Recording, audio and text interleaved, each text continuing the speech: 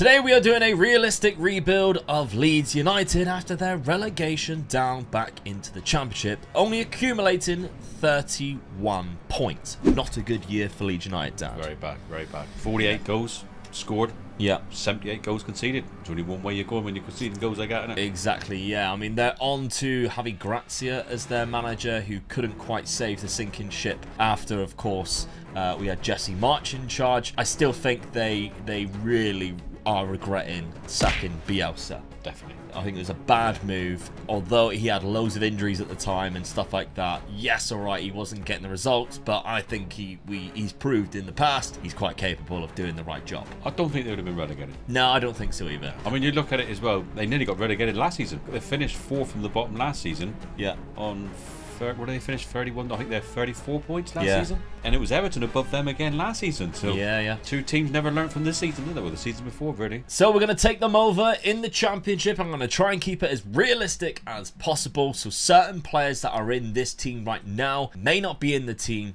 when we take a look at my first season. So players that I have actually sold. Patrick Bamford, gone. He's not actually that good on the game either. He's got great mental attributes, but a striker with only 11 finishing is a little bit worrying. To be honest with you, I think Leeds' bad season was because this guy was unfit. Yeah. He had too many injuries for the whole season, and when he come back, he just couldn't get the score, and he got another injury again. We sold him to Brighton for £22 million. They're in our division. We also sold the likes of Junior Firpo, £3.3 million. Mark Rocker, £17 million to Juventus. He was a good midfielder that they had. Tyler Adams, I sold him to Bayern Munich, the American midfielder slash right back that they signed quite recently within the last year or so. Good player. Sold him for a bit of a profit as well, which is not bad from Leipzig. These are the types of players that they would struggle to keep hold of next season, going into maybe like loan deals and stuff like that. They might have to get rid of. Yeah, Rodrigo, another one. Yeah, £6.5 billion. Brendan Aronson as well. I don't think has quite hit the ground running compared to what he was doing at Salzburg and the potential that he had. Again, not a very good football manager player either, considering he's 22. He's god-awful, to be honest. So bringing in the likes of £11 million for that, even though they spent £25 million, I still think it's a good deal. Did you keep Jack Harrison then, did you? We'll take a look. I did manage to keep Jack Harrison. No, I didn't. I sold him for £17 million. I couldn't remember. He actually came out and said, I'm going to stay in it and try and help the team get back into the Premier League. So yeah, no, he didn't. I sold him for £17 million. To be honest, he has good mentals and good physicals. The dribbling side of it, I'm not quite sure about. I actually also got rid of a player to Plymouth Argyle to try and help them. They're in the same division now. All right. But the players that I did bring in, so I brought in Ronnie Edwards from Peterborough, so the league below. He's a very good centre-back on the game, quite young as well, only 20. Did cost us $8 million, which is a lot considering they only paid 100k for him not very long ago. But he has good potential. So I'm thinking if we can continue using him going into the Championship, hopefully we can get a progression back into the Premier League within 1 or 2 years. Then he might be a Premier League standard defender. Yeah. Hopefully, fingers crossed. Other players that I've signed, again, very similar to that, was Tezgel from Stoke. We bought him with a part exchange for a player as well as £8.25 million. I've seen him come out really good on this, and I've also seen him not progress at all, so we'll see how this one plays out. That's the worst stats I've ever seen a player that you've bought. Well, he has good potential. I've never seen red. Yeah, I know. One flare as well. Terrible flare. Also, though, I did sign a good striker in Lorenzo Colombo. This one is possibly teetering on the edge of unrealistic, but it's one of the only strikers that I could possibly get with a work permit without having to just loan everybody, which I think is kind of cheating. Isn't that one of the players that I bought? It is. You've bought him off my list, didn't you? Well, where's my list here? I'm pretty sure I've bought him plenty of times before it, but there we go. £6.25 billion. Dad is obviously going on about the El Clasico. If you haven't had a look at that yet, where both me and Dad were in the same universe. I was Barcelona, he was Real Madrid. It happened last week. Go check out that video. I'll stick it at the end there. 3 goals from 3 he already scored for us. £6.25 million. Very good player. Yeah. And finally, Jacob Greaves is a little bit expensive, but this guy can play centre-back and he can play left-back, and he's English from Hull City. So picking him up from a rival club in the same division as us, obviously. So that's good, though, because he already knows that league. Yeah. Hasn't played that much last season, but actually, no, it doesn't record the score for last season. The season before, he got 46 games, so he's played quite a lot, to be fair. He played 1 game for Hull already this season. Then we purchased him with 2 appearances and an assist with a very good average rating. So I think we started off quite well. We've kind of thinned out all the players that were on quite high wages, like Robin Koch and Volber as well. Our tactic, though, I'm going for a 4-4-2. Whenever I see Leeds, I just see 4-4-2. Yeah. I think it's just Bielsa's it just still lives and breathes the 4-4-2 for me. So, but there's 2 players in here that I secured. One of them being Ronnie Edwards, the defender that I mentioned earlier. Archie Gray is the other one. Now, Archie Gray is a weird one because he's a player in their youth academy that we might start seeing in the championship next year, possibly. He might start making some appearances off the bench because he's only 17 still. He might not be quite ready, but we don't have a lot of time. We need to get him ready. Yeah. He has fantastic potential on the game. He doesn't look amazing just yet, but if we give him that game time and we have other players around him who can kind of like help him along and obviously help us gain promotion, even with Archie Gray in the team, it might benefit us in the long run. That's the plan there. Get back into the Premier League. That's the biggest plan, isn't it? Yeah. Potentially look at European spots by the end of the 5 years. Do you not think that's doable in 5 years? We'll see then. We'll see. I think the top 5 and 6 in the Premier League is out of our league to try and beat them, I think. All right, okay. Well, we'll find out. If I did quick pick without restriction, you'll see those 2 players do leave the club, but do leave the squad, the lineup. But we have a very good team to back them up.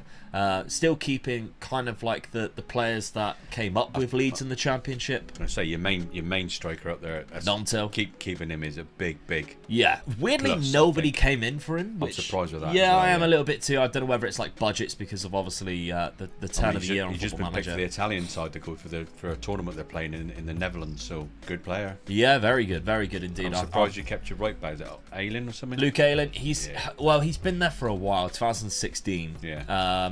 He's the vice captain, isn't he? I think. Yeah, and he came up with them through the Championship. He played a number of different years. I think he'd be loyal. I think he'd be one of the players that they will keep. I think he was forward. one of the players that came out and said, "I'm definitely staying." Yeah, so that's who we've got as our lineup. The only other one that I was surprised that nobody came in for was the goalkeeper, Medlier. Usually somebody always tries to snag him, so The only thing I think probably stopped that was because of how young he actually is. Yeah, maybe. Yeah, but then he's got good potential, which means he would get better. We've seen that in the games that he's played, but he's also made a lot of mistakes as well. Yeah, true. So, schedule-wise, we have played 3 games in the Championship and 1 cup game.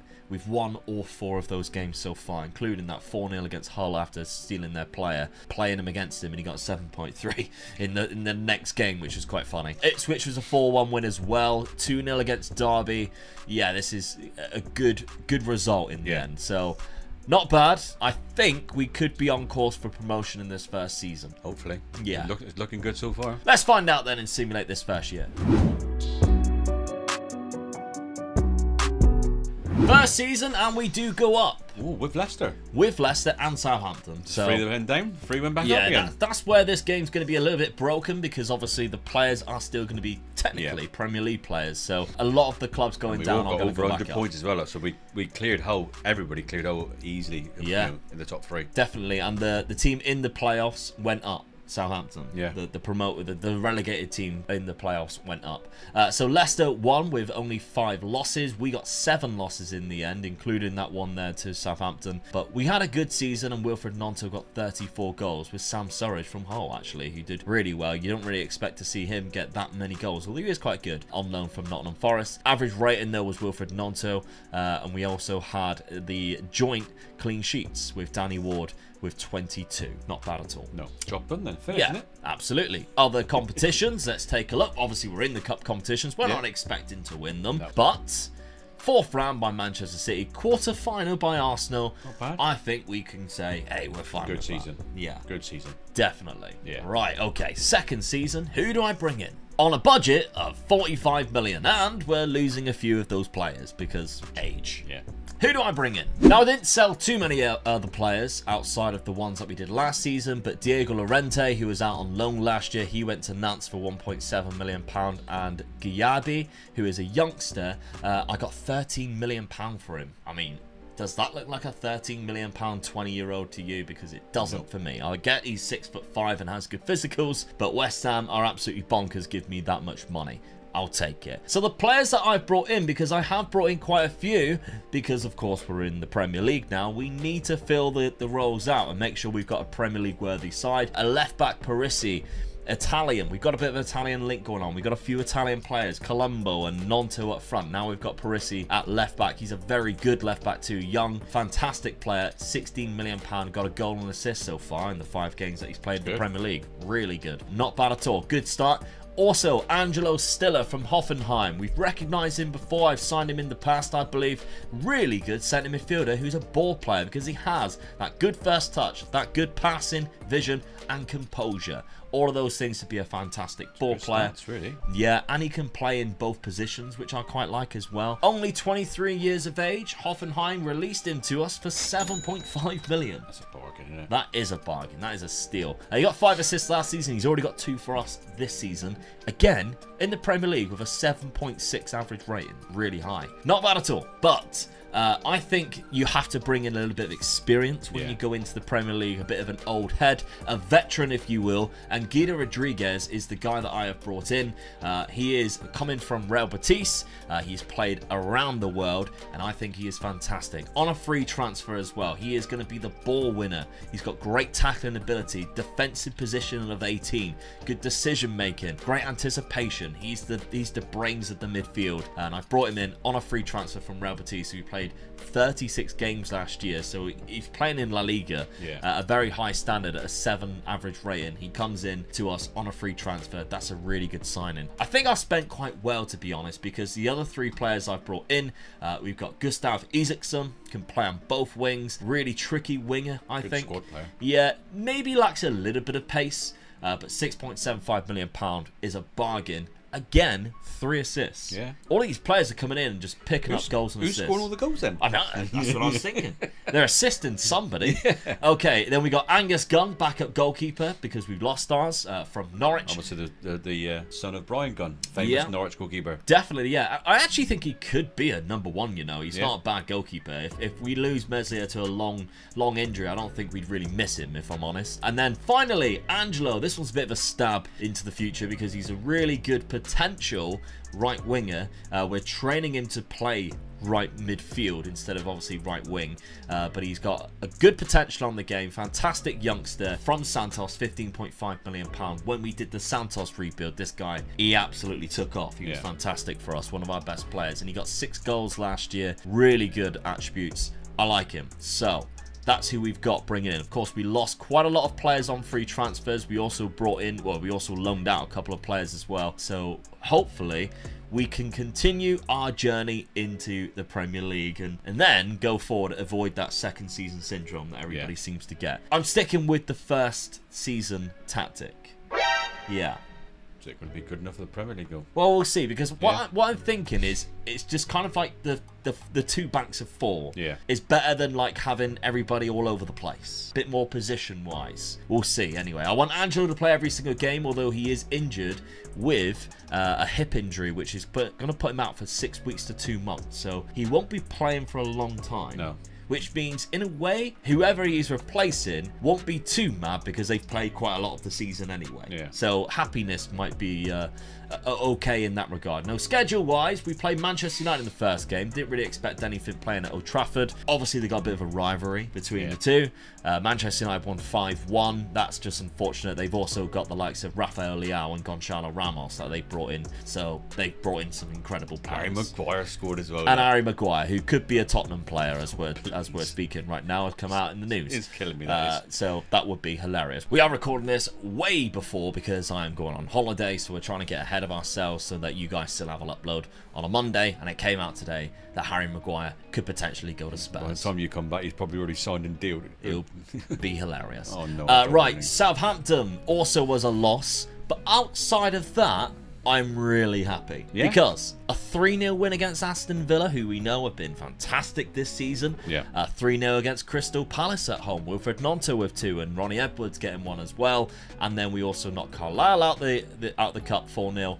But a 0-0 draw at Anfield. Brilliant. I'll take that. So, tricky But do you think we'll avoid relegation, Dad, in this first season? The bookies have us at 4th bottom. Well, that's where we finished last season. The last couple of seasons we've been there thereabouts, haven't we? So that's where they're going to put you, aren't they? Yeah. Even Southampton though they there have again. Leicester So up in 9th. I'm going to say, yeah, they put us in Southampton back down into there, look. Yeah, but Leicester obviously retained a lot of their players like Patson Daka and Harvey Barnes, etc. So, yeah, they got Scott McTominay, you know, one of the world's best midfielders. So, yeah.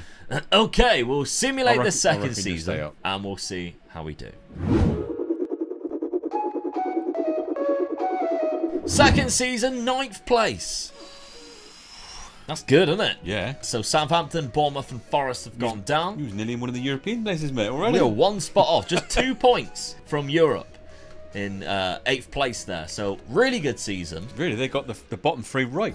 The bookies? Yeah, they did. Yeah, they got us very wrong. Yeah. Leicester also finished in 15th place. We got the highest 2 yellow cards there. We are really getting stuck in. But we had the second amount of clean sheets. Well, that's why we finished 9th, isn't it? Yeah, that's not bad at all. I mean, our goal difference is +10. We only lost 12 games, but really, we drew 10. Yeah. So it was quite tight throughout the season. We had a 4-4 draw there against Brentford, which is quite hilarious. So really good season to start things off. What would be even better would be a classic cup run. Ooh. Let's take a look at the competitions. 4th round by Arsenal. Quarter-final by Arsenal. So, but they finished in Europa League. So who's laughing now? Brighton actually finished in the Champions League, which really surprised me because they are usually awful on Football Manager. They're fantastic in real life. Yeah. They're awful on Football Manager. It's just everybody knows that. They usually get relegated first season and you're like, oh, Moises Caicedo's going cheap.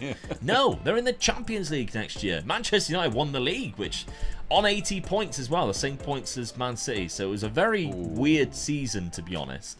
City lost 2 games less as well, though. Yeah, very strange. So that's not bad at all. Now, goals-wise, I didn't look at this last season, which may be an error on my part, but Wilfred Gnonto got 20 goals in the first season in the Premier League, 18 from Lorenzo Colombo. They are both wanted by the looks of it. Brighton in the Champions League and West Ham and Crystal Palace and West Ham want Lorenzo Colombo. So West Ham is out there looking for a striker. Yeah. Pascal Schroik also wants to leave. Norwich want him right now. He wants to move to a bigger club. I don't think Norwich is the answer.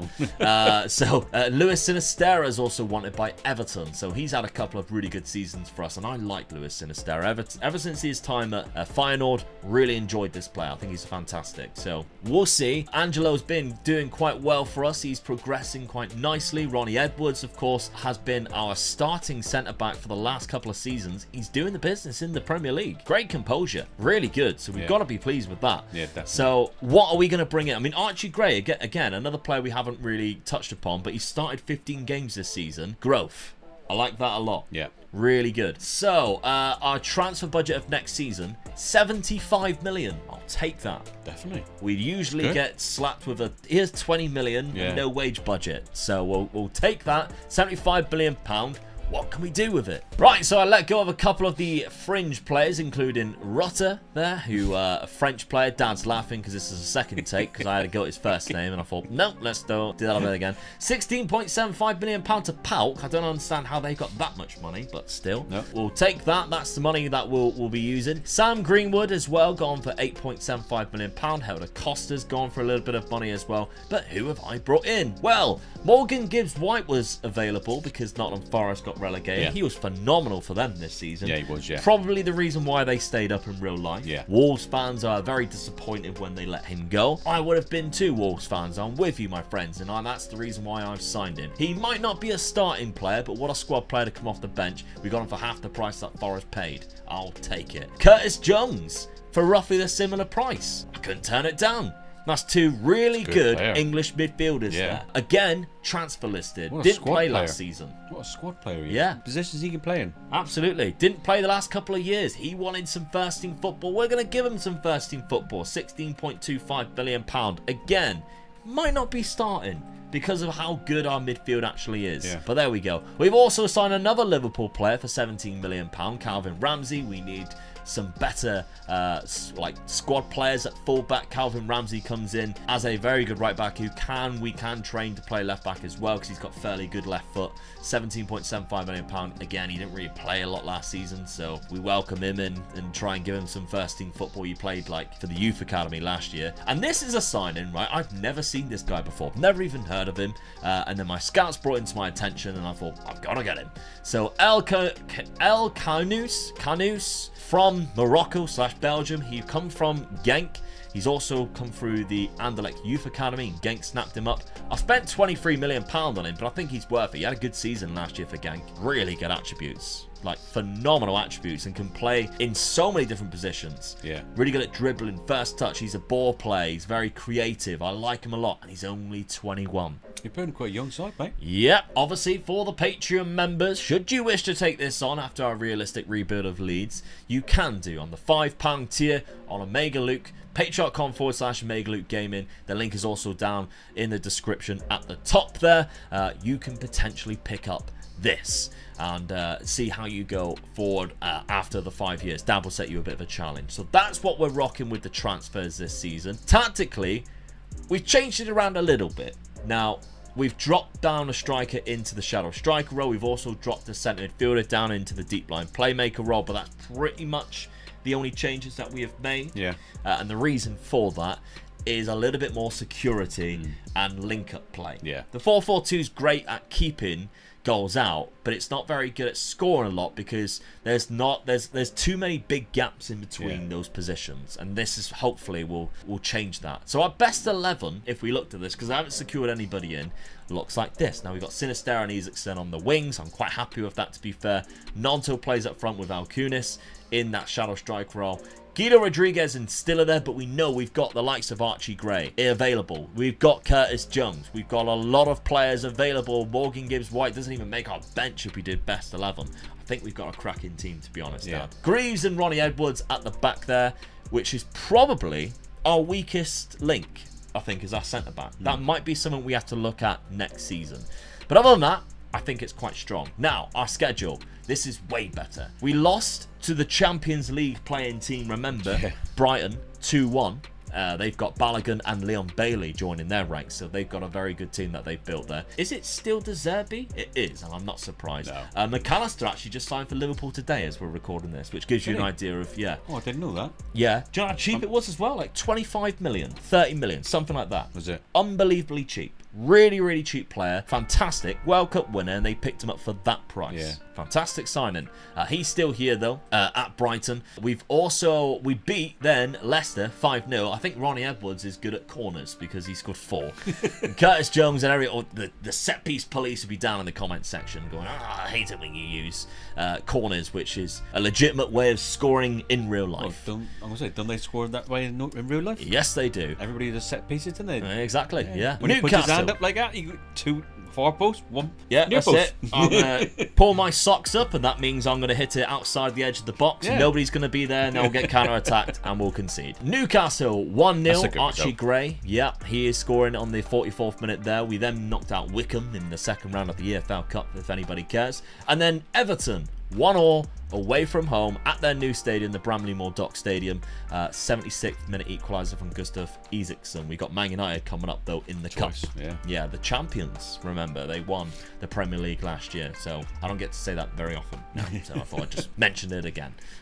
So, speaking of things I don't really get to mention very often, do you know Frankfurt is my favourite German team? No. Yep. Are they? Yeah, it's just a random fact that came into my head, and I thought I have not mentioned that in a long time. I'm going to note that down just so I remember that. Yeah. So, because I don't think in this I'll be able to have a chance to mention it. So, we all know everybody's just waiting for me to say it. You played him in a friendly.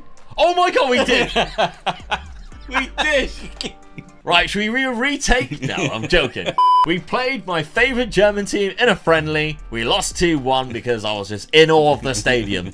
I rung them up and I said, can we play at your ground? There we go. Unbelievable. Good eyes, Dad. You haven't even got your glasses on and you noticed that one. Fantastic stuff. Right, we're going to simulate this season. Hopefully we can do better than last year. Our season preview sticks us in 13th. They haven't learnt their lesson. We finished 9th last year, right on the cusp of European football. And I think all we've done is improve the side. So, It's the second year though, isn't it? Yeah, that second season syndrome. Yeah. Let's see what happens and simulate this next season. All right then, what a performance that is. Ooh. 5th place. Hello. Champions League football Look at the next teams year. are above. Yeah. Arsenal, Both Tottenham, North London clubs. Newcastle. Oh yes. Brighton from Champions League to relegation.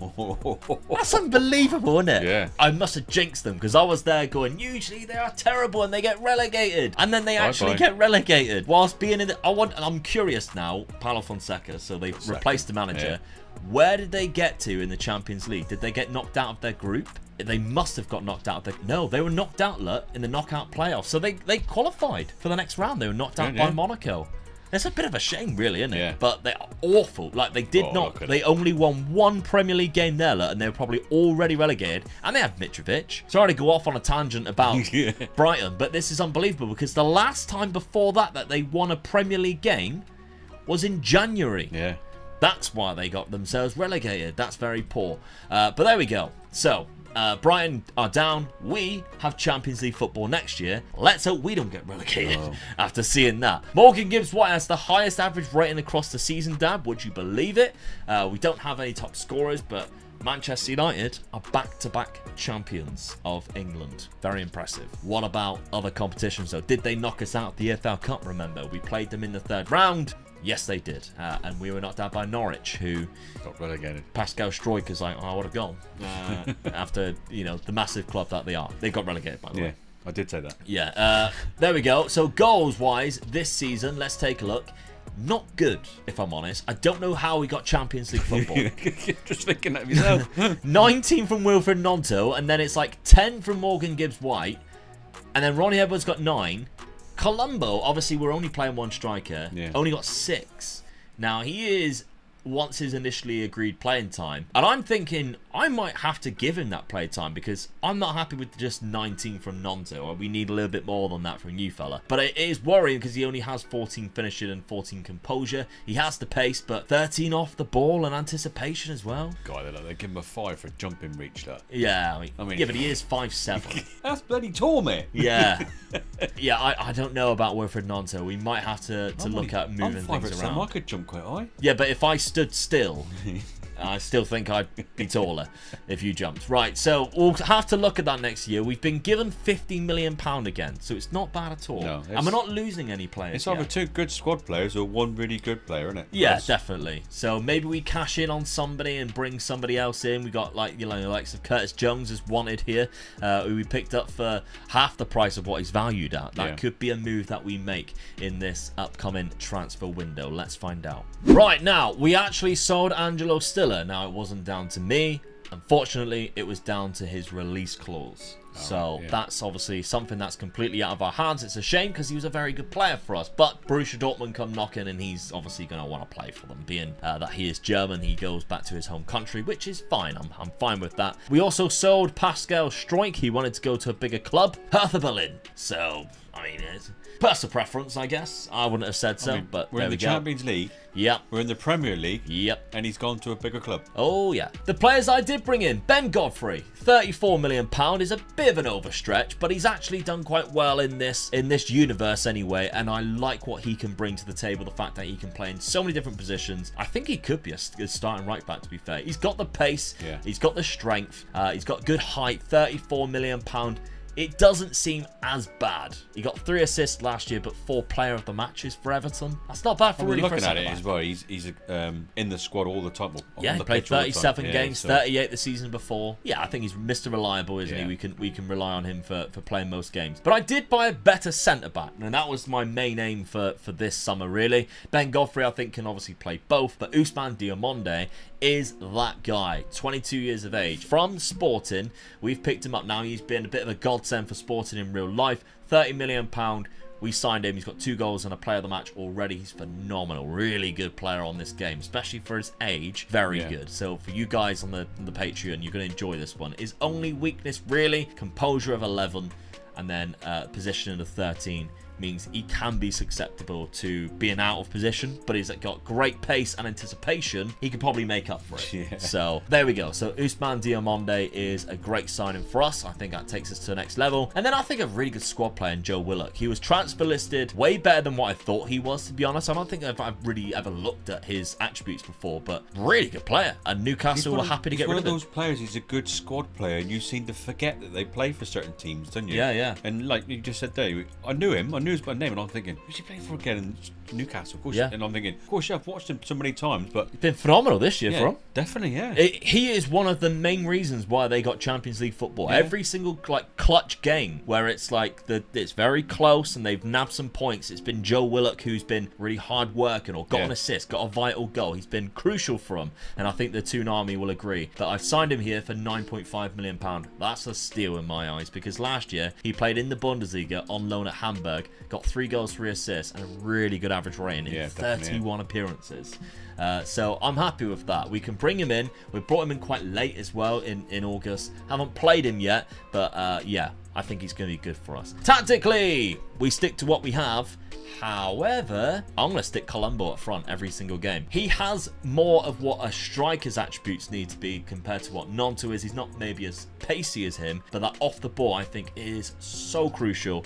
He has good heading and good finishing ability, so I think he is going to be my number one. I'm going to give him the reins this season. And to be fair, he's got 6 in 5 already, when he only got 6 last season in total, obviously coming off the bench quite a lot. Really good start. I'm happy with it. So if I did pick the team around him, obviously we'd have him up front instead of Nonto, but we've got this around him. So Joe Willock will actually go in there with Guido Rodriguez filling in. So Sinistera, Parisi, yeah, as I kind of would expect it. Maybe I wouldn't have selected them that much myself, because the likes of Archie Gray, I probably would have tried playing him a little bit more. I've been playing him in that summer leading up to where we are right now, and he's been doing really good. But if I secure him in a position now, it's like detrimental to your Champions League games, isn't it? Because he's playing every single game. Yeah. So I'd rather not. I'd rather just keep him as a squad player. Just keep Colombo there instead. So, schedule. Ooh, hello. Yeah. 0-0 draw against Wolves. That's the worst result. I know. I thought it'd be a bad start. But then we knocked the absolute F out of Burnley, 4-0. 4-2 against Newcastle. Lorenzo Colombo got himself a hat-trick. Nonto got 1. Aston Villa, 3-1. At Villa Park as well. Colombo again there. Yeah. And then Man City 2-0. I'll take it. Who are they? Started off with an own goal with Gvardiol. It's not like they're signing anybody crap, are they? He's one of the best defenders on the game. Then Lorenzo Colombo come up with another one. It is still... No, it's not. It's Pioli. I'd seen a bald head, and I was like, it's still Guardiola. No, it isn't. It's Pioli. Where's he gone? Is he at Liverpool? We'll find out. Is he at Liverpool? I don't think it happens as much as what it used to before the winter update. He's at Milan. So they swapped jobs, Pioli and I wonder where Klopp is. We're going to find out now, aren't we? Is he still there? He's the manager of Germany. Ooh. So now we need to find out. I can see that actually happening, you know. Possibly. No way. Get out. Actually, I've just read today as well that he is one of the favourites of getting the Leeds job.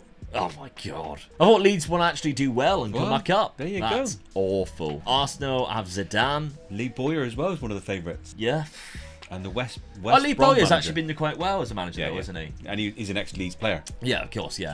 So Zidane is the manager of Arsenal. Manchester United still have Erik ten Hag. Newcastle have Hansi Flick, which is quite an interesting one. Come on, you're going to put me out of my misery. Okay. Chelsea manager is Graham Potter. So there we go. No, the Spurs. What? Spurs.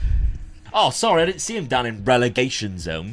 What's Potter doing back at Chelsea then? Oh, it's your friend. I'll take that. Simeone. He would scare the shit out of anybody who doesn't play well, wouldn't he? You'd never want to watch a game, though, would you? No. It'd be like, oh, you watch the Spurs game? No, I'll just check the results after, because it's going to be an awful game. It'd be terrible to watch, but we'll probably get a good result. Yeah. Okay, now our Champions League fixtures. Our first season in the Champions League. What have we got? Right.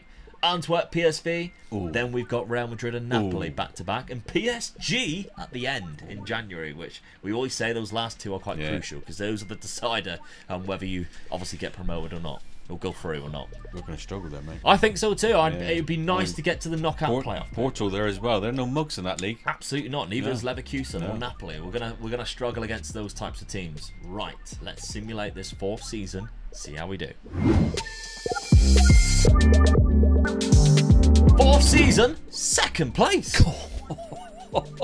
Get in. It's getting better. Only 2 points off champions Manchester United for the 3rd time, by the way. Not bad at all. Only 2 points off. Lorenzo Colombo got 36 goals. Mate, you've got to look to see who we lost against. We only lost 4 games. Whoa, yeah, we drew 11 games. We lost against Man. Oh my, look how close the game. The only games we lost in was where we just failed to score. Yeah. That's quite remarkable, really, isn't it? The biggest loss we had all season was a 2-goal loss. Defensively, we've been absolutely superb. Really good. Can't knock out a talk. No, absolutely. People are going to be wanting this tactic. The only way to get it is on the Patreon. I don't release rebuild tactics. You just get it as an added benefit if you get the save game file on the £5 tier on Patreon. So, only 4 losses, 11 draws. That's so unlucky. A few nil-nils in there. Like, tricky one. Never had a high-scoring draw. It seems like our defense was just so good. Going to that draws, I can't see Man City there. So we must have beat them twice. We beat them 4-3 there, yeah. So we did. We beat them at the start of season 2-0. Yeah. We beat them away 4-3 at the Etihad. Lorenzo Colombo got 36 goals this season. That was 11 more than Erling Haaland, and he was 2nd in the highest average rating, only to Erling Haaland, and he got the most player of the matches. But we weren't there for clean sheets, which just surprised me. We were down in 5th place there. Mercier got 14 clean sheets, 3 off Aaron Ramsdale at the top there. What a season. Yeah. Looks like Tottenham won the EC2. I can't believe you're celebrating that. There we go. Okay, not bad. What else, though? Champions League football this year. How far did we get in our first season of the Champions League? No. I'll take round of 16. Yeah, definitely, yeah. Against PSG as well. So we played them in the minging. Yeah, in the league phase. In the league phase as well. So we'll look at the other stuff. Quarter-final of the Carabao Cup, 4th round of the FA Cup by Arsenal, but we were knocked out the round of 16 by PSG.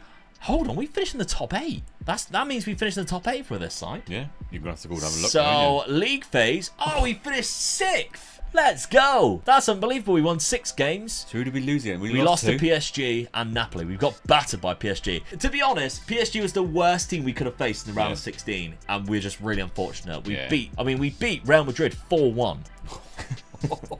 That's outstanding. 4-0 against Porto. Porto will be an hard game. 4-0. Really good. Man United are top in everything right now. Did they win it? PSG won it. Oh. PSG went on and won the old bloody thing. At Old Trafford. I do not believe it. They never win the Champions League. That's true, yeah.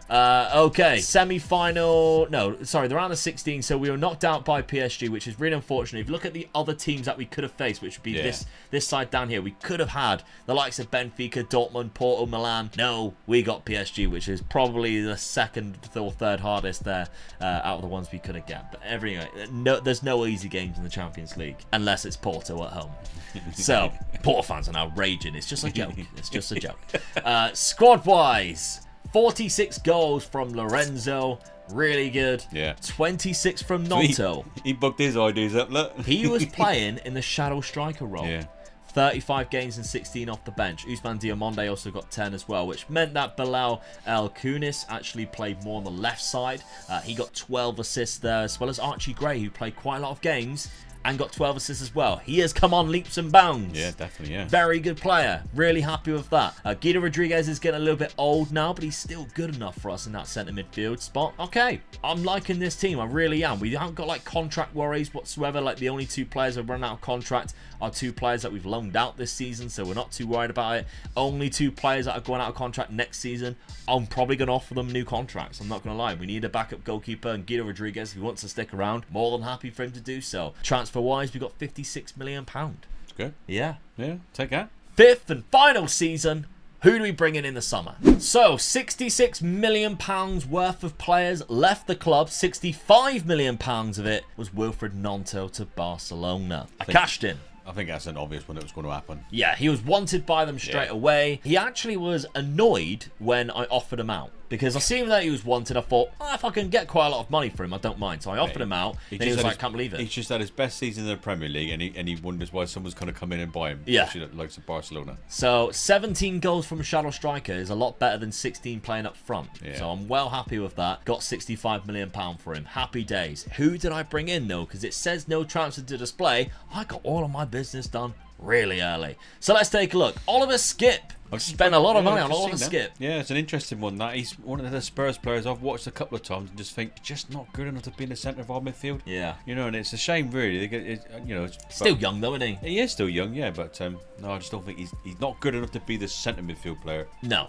Football Manager rate him really highly. His mental attributes are phenomenal. As well as he's got good physicals where you need him to be, that natural fitness, pace and stamina and strength. So as a Guido Rodriguez replacement, this is the guy. Yeah. Plus he's English as well, so he fulfills all of that, because obviously qualification in Champions League, you need a certain amount of players who are, you know, born and raised in England and stuff like that to qualify. He helps us with that. Other players that we've also got in Nicolo Ravella, who is also another option for that role if we need more of a ball player. We signed him from Juventus for £9 million. He hasn't really played a lot. Still a really good, phenomenal player, to be honest. Good young talent. Now, striker-wise, to replace Nonto, I think I saved quite a lot of money here, because I got Ilya Wahi, who is a really good French striker who has phenomenal attributes, especially in the likes of, you know, the finishing, dribbling, first touch and heading, or 15s. Good composure, anticipation, good pace, good off the ball. Everywhere where you need that attribute to be, he's got at least a 15. Yeah. Fantastic striker, can also play on the wing should you really need him to. £23 million is a steal for a player who last season scored 15 and the season before scored 23. Good then. For Montpellier as well. Yeah. You know, they're not exactly a dominant Champions League worthy side in the French division. So that's a great pickup if you ask me. And then I signed a backup goalkeeper because I actually tried selling Meslier and he kept rejecting every offer. But I signed Bazunu, who's actually better. So I said backup, this is going to be my starting goalkeeper. Way better attributes, because if you take a look now at our goalkeepers, we still got Angus Gunn, we still got Meslier, and if you compare them, I think Bazunu is a much better goalkeeper. The only thing, like, I mean, look at that, that says it all, really, doesn't it? It does, yeah. Attribute wise, it's, even I would have signed him. Yeah. Attribute wise, he's way better. So I think that's a good signing from Southampton, I believe it was, for a good price that we picked him up. £5.75 million. It's good, yeah. Yeah, he Southampton relegated. They're in the Championship next year, so it was a good pickup, a good steal. So, tactically, sorry, we're sticking with what we had, because, of course, why would we? We finished second place. Yeah. Really good. If I go and do pick without restriction, our best 11, we've got Oliver Skip and Rodriguez, but I'd quite like to see Archie Gray in there quite often, obviously, and as we've been really playing for the last couple of seasons, it's what it looks like pretty much every single time. Okay, schedule-wise. Start off with a draw against Leicester, which is ideally not great.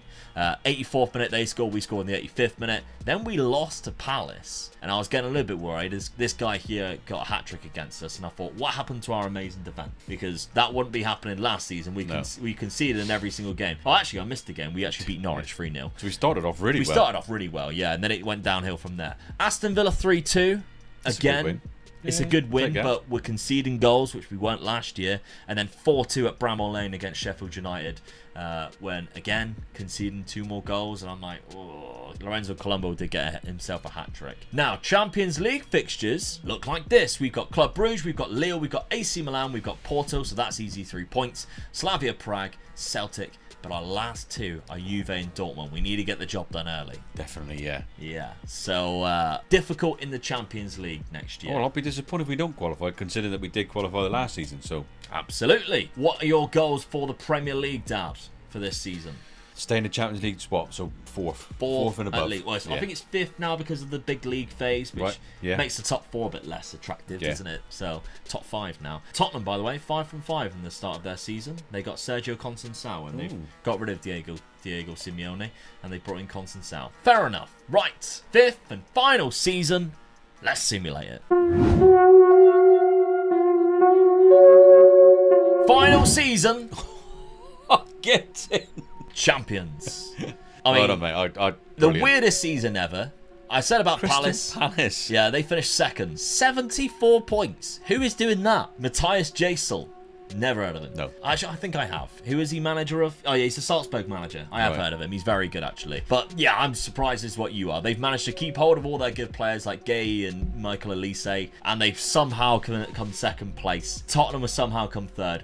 What happened to every other club? Like, Man City down in 13th, 14th by Chelsea. mental. Like, what is happening to there? John Heitinger is the manager. That is a mad of season, Man isn't City. it? Yeah, I mean, this is quite good for anybody who wants to take this save game file on to rebuild Chelsea or Man City. Yeah, definitely. Like, you're finishing 13th place down there. It's weird, very weird season, but we've gone and won still the there league. as well. Like, so. Yeah, he's still got 24 goals. He's got to be unhappy playing like down in, I mean, look how good he is as well. It's disgusting, really. And they're down in 13th place. Outrageous. And he was playing most games because he scored 24 goals in 28 games. And they were playing in Europa League, which is quite funny, isn't it? But there we go. So El Kunis actually got the highest average rating this season. Lorenzo Colombo only got 22 goals, but we won the league with it, which is mental considering we had like 35 last season and didn't win the league. But there we go. It's a very low points tally. 74 points. We lost 9 games as well. Yeah, way more than what we did the season before. We lost quite a few, like 1-0s and stuff. So there we go. Jude Bellingham, by the way, is at Manchester United. Just heard today that he's gone to Real Madrid. Yeah, he's confirmed today for Real Madrid. Okay, other competitions then. How have we done in the Champions League? We still haven't won a domestic trophy yet either, or even come close. How have we done? Take that. Take the FA Cup. The FA double. Cup. The best Lovely double stuff. to the go domestic double. Yes. 4-1 win over Chelsea. Lorenzo Colombo got 2. El Kunis got 1. And Sinistera got another 1. Fantastic stuff. Really good result. We haven't won the FA Cup for a long time, have we? We haven't, no. Round of 16. Knocked out by Real Madrid. Again, we'll take it. Yeah. We only went through in the playoff. We beat Shakhtar in that. And in the league phase, we finished in 15th place. We only won 3 games. Slavia Prague, Milan, and Lille. We drew 3. Juve, Celtic, and Club Brugge. And we lost to Borussia Dortmund and Porto. I said, didn't I? Porto. That's going to be a really difficult game. That could cost us. And that Porto game really did cost us there. Oh, dear. So, there we go. Yeah. Thoughts, Dad? We had 39 goals from Colombo. Brilliant. I can't argue with that, mate. Yeah. Done a lot better than I thought you were going to do. Yeah. To win the league, especially to win the league from where we were. I mean, from any Leeds fans will watch that and be thinking, wow, I wish this really does happen. Yeah. You know, so I reckon the favourite now for the bookies is Omega Luke to be Leeds manager. It's got to be, innit? Oh, yeah. It's a long way for me to travel, though. So you've got the likes of Colombo scoring a lot of goals. He is wanted by many different clubs, and he's valued really high. So if you do take this on, you can cash in and get a lot of money. However, you already have only £53 million. Normally, that 6th season is a lot. Yeah, it isn't this time around. That's the average of what we've been having, though, isn't it? So there's no difference there, kind of fair. Yeah. So what is the goal then for this Leeds United side for the Patreon members? Well, I was going to say do well in the Premier League, but you've won the Premier League. I would say it's going to have to be concentrating and staying in the top 4, but do better in the Champions League. Yeah. We've got to the round of 16 twice now. Let's try and get a little bit fairer. Let's try and get to like a quarter-final or a semi-final or possibly a final. Yeah. I reckon that'll be the goal, really. Absolutely. And of course, if you are a Leeds season ticket holder, let us know. Ellen Road, what's the food like? What the atmosphere is really like in that ground? It sounds fantastic. Any stories that you've got, we'd love to hear it. And of course, if you haven't checked out last week's rebuild where we went head-to-head, El Clasico style with me, manager of Barcelona with no money, and Dad having like 200 million every single summer, then please go and check it out. I'll leave it on the end screen. I couldn't even spend enough. I'll just leave it. Go and check that one out. I'll leave it on the screen, and we'll catch you next week for another video. Bye-bye.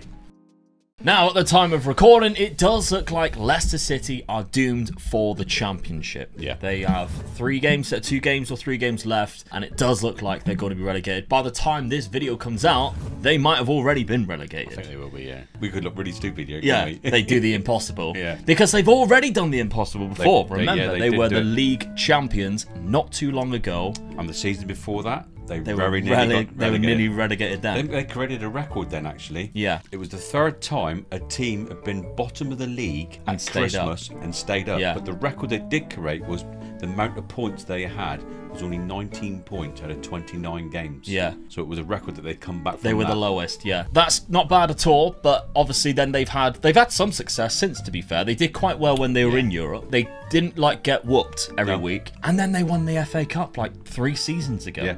Yeah. So a massive achievement. 1-0, I think, wasn't it? Yeah. Under Brendan Rodgers, who has now been sacked. They've been in 5 FA Cup finals in total. Yeah.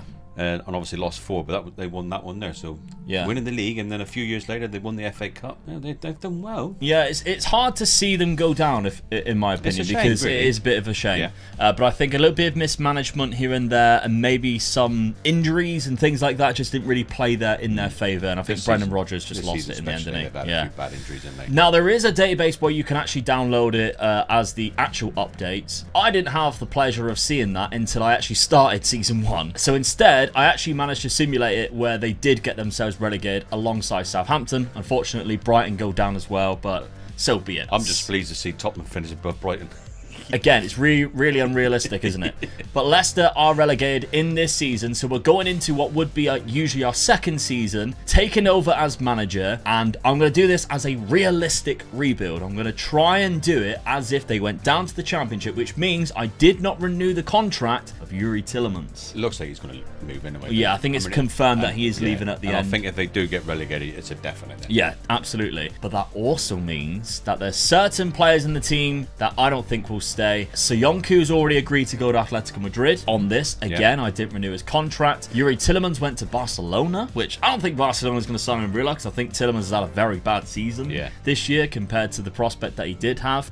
We also sold Yannick Vestergaard, and I think, yes, there it is. I also sold James Maddison. I think that's going to be a dead cert as well. I can't see him staying. Yeah, I mean, I sold him to PSG, which is a bit unrealistic, but I can't judge who. Actually, I can't control who I actually sell them to. So I have sold players who I think would be leaving. Harry Suter I actually sold as well, and Castagno, which is another player that is quite highly rated. Everton come in for him. He wanted to leave because of the relegation. I let him go. So I'm glad to see that you didn't sell Jamie Vardy though, because I generally think he. I think he will stay. Yeah, I mean he's coming towards the end of his contract. And also, he is a proper Leicester player though. He loves that club, doesn't he? Absolutely. Memories, I guess, isn't it? Yeah, that's right. So we still got £68 million in the transfer budget going into this Championship season, and I only spent money on one player and loaned in another. Yeah. So the signing that I did make was Alex Scott from Bristol City. There's quite a lot of hype about this young lad from Bristol City. He does look really good, especially when he played against Manchester City in the FA Cup, I believe it was. So I've picked him up because I think he can play in a number of different positions that I actually quite think we are going to need going forward. And I do think it is the type of player that a Leicester would buy and take a gamble on. Yeah, I do think that. Yeah. Also, born in Guernsey. We have family from Guernsey. We're descendants from Guernsey. My in-laws was from Guernsey. Yeah, my nan, my gran. So I've actually checked to see if I was in the war, wasn't she? Yeah. So just before when the Germans invaded Guernsey, she was evacuated then. But yeah, what you was going to say is true as well. Yeah. I checked to see if I was eligible to play for Guernsey, and they were like really desperate to see if I was eligible or not, and I wasn't. Unfortunately, you have to either live there or it's like your direct descendant. So it'd have to be mum that was born in Guernsey, but it's not the case. But never mind. Those are the two signings that I've made. Tactically, I've gone for this, so it's a bit of a spin on my Brighton tactic. So I've moved around a couple of players and I've changed a couple of player roles. Like we got wide midfielders, centre midfielder on attack, but with the DMs, and then the inverted wing backs that like to bomb forward, because Leicester do actually have some really good fullbacks. Luke Thomas being one of them, James Justin being another. These English fullbacks that are absolutely fantastic, and I don't think like get a good look in sometimes when you talk about some of the best up and coming fullbacks in the league. People forget these two. I think these two are actually really good. So they've got an abundance of really good fullbacks. I think they're going to come into good use in this league. If I was to pick without restriction the best 11, this is what it would look like. So we've got Patson Daka up top. There was some interest in him, but I couldn't get a deal done for the amount of money that I was asking for. It was one of those, oh, we'll give you 20 million. It's like, he's worth 40. Yeah. It was one of those scenarios. Iheanacho as well. But as you can see here, both of them are wanted by Premier League clubs at the minute. But neither of them moved. A lot of the players are actually wanted. Dewsbury Hall in the middle. I think if they do go down to the Championship, he's going to be their key man in the midfield next season. Albrighton, who's still there. Pereira, Amate, and Fies, who I think might be leaving, to be fair, after... Actually, I don't think anybody will want to buy him. He looks like he's been had a terrible back end of the season. The only thing I would say is that centre-back role. We have brought in Harwood Bellis on loan. We don't have a lot of depth. He was a late transfer. That's my only concern for this season. However, schedule-wise, it is looking good. Perfect. It's all wins, and so far we haven't even conceded a goal in the championship.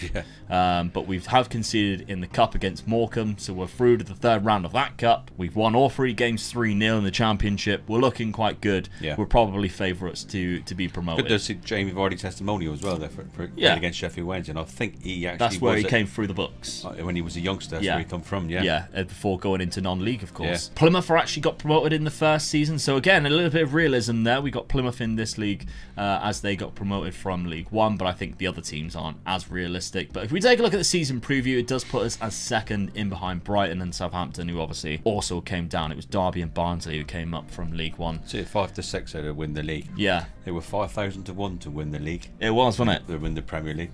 Absolutely mental statistic. I wish I'd put up a couple of quid on that. Oh yeah, I mean everyone does, but well, we couldn't. We're managers. We're not allowed to do that. We're not allowed to do that. I mean, Ivan Toney, naughty boy. I'm gonna say it right. I think the ban is absolutely outrageous. I think it should have just been a huge fine. Because you're banning him from playing football when the kit they are wearing is Hollywood bets. Everything's promoted betting. Everything is sponsored. The Sky Bet Championship. But if you're racist or you're homophobic to a player, you get a little slap on the wrist. True. And that's it. But he's now banned for 8 months. That is absolutely disgusting. And the FA really needs to take a look in the mirror, because that is absolutely atrocious. You've got to do anything to do with betting if you're going to do things like that, haven't you? I think it's disgusting. I really do, because, you know, the racism and everything like that, nothing happens. I mean, John Terry was banned for, like, what, 1 game? When he was racist to Anton Fett. I know it was a long time ago, but still, it's absolutely disgusting. I think it's absolutely terrible. Anyway, back to the football. Let's simulate this first season. Right, that first season, we are back in the Premier League. What a season we have. We only lost 1 game. Sunderland away, which is a difficult one to go to. As lovely stadium. They've had a great season this season. Unfortunately, they did not make the playoffs. Luton managed to get there. As we're recording this, we don't know who's going to go up yet. No, but what a season Luton have had. Yeah, definitely. I like all the memes where it's like, this stadium could be a Premier League stadium next year. It's like, it was in the 90s. Like, where you have to go through somebody's house in the away end. They've got to spend so many millions in it to make sure the ground is up to scratch to be in the Premier League. But that's the most funniest thing in it. Going through mate's it looks like it's the front of a house, doesn't it? And it's a turnstile. There we go. We scored 127 goals, which is outstanding. So our goal difference absolutely smashed it, to be fair. And you can see that Patson Daka got 33 with the highest average rating as well. Mark Albrighton and Ricardo Pereira, that right-hand side, got a lot of assists last season. Very good indeed. But what about the cups? I mean, we don't really expect him to. Bloody hell, I thought we won the Carabao Cup. We got to the cup final. We lost. That was an all championship final. I can't ever remember that. That has never happened. No, I don't think no way has that ever happened. No. That's outstanding. How does that happen? Okay, so third round we knocked out Exeter. Get in. Who did Brighton knock out? Lincoln. Fourth round, I'm just curious now. Chelsea. We knocked out Chelsea. 4-1. What? Oh, actually, Chelsea are terrible this season. I expect us to win. Brighton had an easy draw again against Barnsley. Quarter final, they knocked out Palace. That's a derby as well. We knocked out Arsenal. And we knocked out Arsenal. So we're knocking out all these London Premier League sides. And in the semi-final, we knocked out Wolves on penalties, and Brighton knocked out West Ham. That's good, because Wolves are one of the teams that beat us in the FA Cup final. I think it was the first FA Cup final we played in. Wolves beat us, I think, 2-0. So we went on. We're runners-up. Unfortunately, we lost on penalties in the Carabao Cup. That's not bad, really, at all, is it? What a good season. What a good season, yeah. Okay, goals-wise, then we can see Paxton Daka did get 37. Jamie Vardy got 31. And Iheanacho also got 31, and Dewsbury Hall got 18. Absolutely huge amount of goals and assists this season. For the Premier League next year, remember, I already had £68 million sat in the bank because it's lower. So they're like, oh, we'll take that.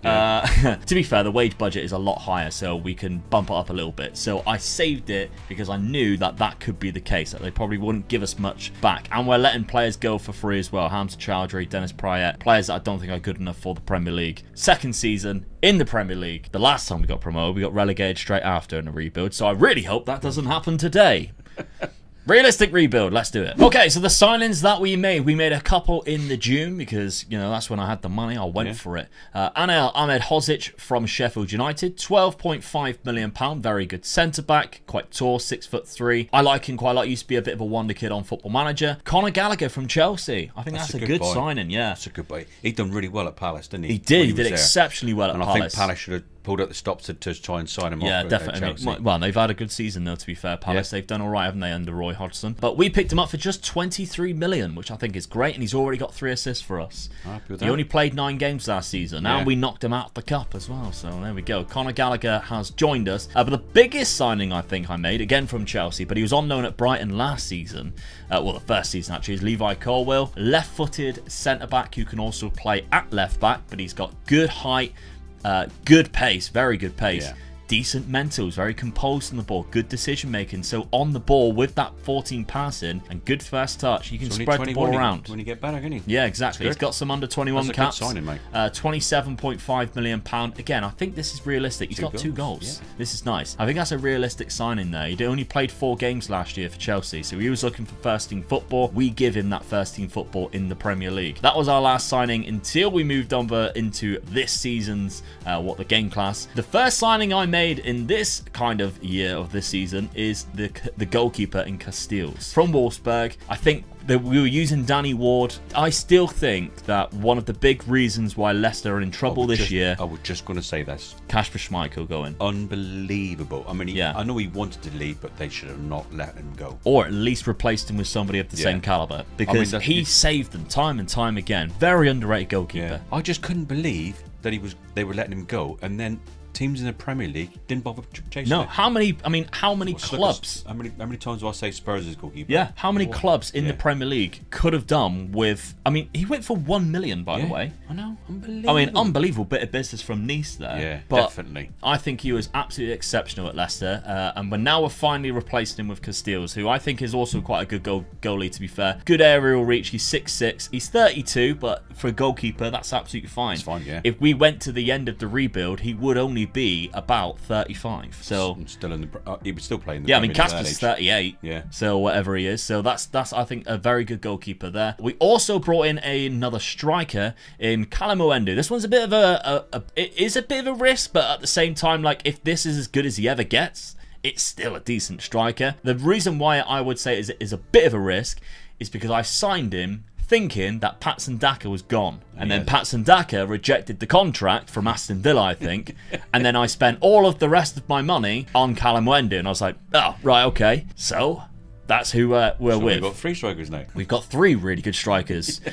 So that's the signings that I made. Tactically, I think we stick with the same. I think I might have... No, I don't think I've changed here. So Gallagher, I'm securing on that right-hand side. He's going to be probably our best player. Yeah. Albrighton's great. But if we do take a look at Mark Albrighton, doesn't have the pace and physicality that he used to a couple of seasons ago. He's getting on. He's holding on, yeah. He was good for the Championship, don't get me wrong, because he did get 21 assists. Yeah. And, I mean, unbelievable season in the Championship. But I can't go into the Premier League with him as my winger. No. That role asks way too much. And Conor Gallagher, I actually think, has good attributes for it. Not necessarily the technicals for crossing and stuff, but the aggression, the work rate, the teamwork, the stamina, and natural fitness. And I also think the more he plays, the better it gets. Absolutely. So I think that's a good sign in, and we put him on the right-hand side there. The rest of the team, though, if I went to pick without restriction, this is what it would be looking like. We've got Alex Scott in that centre midfield. Ndidi, remember, we still got Ndidi. Last season, he did play quite a lot. He was injured at the start of the season, but he only played 27 games, 11 starts, and 16 off the bench. We've still got the likes of James Justin. We've still managed to keep hold of these players. Harvey Barnes taking us back into the Premier League. Patson Daka and Iheanacho up top. Callum Owendu drops to the bench. So I think this is quite good, to be fair. It's a Premier League side. I think we should survive. Good experience there. Yeah, absolutely. The schedule. Let's take a look then. Our first game in the Premier League, Brentford beat us 2-1. Ivan Toney back from his ban. Beat us there. He scored the winner. 4-0 against Leeds, though. That's a very good result. Brilliant. Even though, you know, Leeds aren't the team that they're still good. Yeah. 2-0 against Norwich. 2-0 loss to Chelsea at Stamford Bridge. I can live with You that. can take that, yeah. First season back in the Yeah, Premier, you've got to go with that. Yeah, we then knocked Norwich out of the cup, but this is the result that I'm talking about. Definitely, yeah. We're starting to get there again. Yeah. Anyway. Let's go for it. Come on. Beating Arsenal at home, 2 quick goals as well from Alex Scott and Patson Daka. Very good stuff. So I'm hoping for a really good season here. Get us mid-table. I was just going to say, mid-table would be brilliant. Yeah, I think we have the team for it. Yeah. Definitely think we have the team for it. Build from there. Absolutely. So let's simulate this second season. See how we do.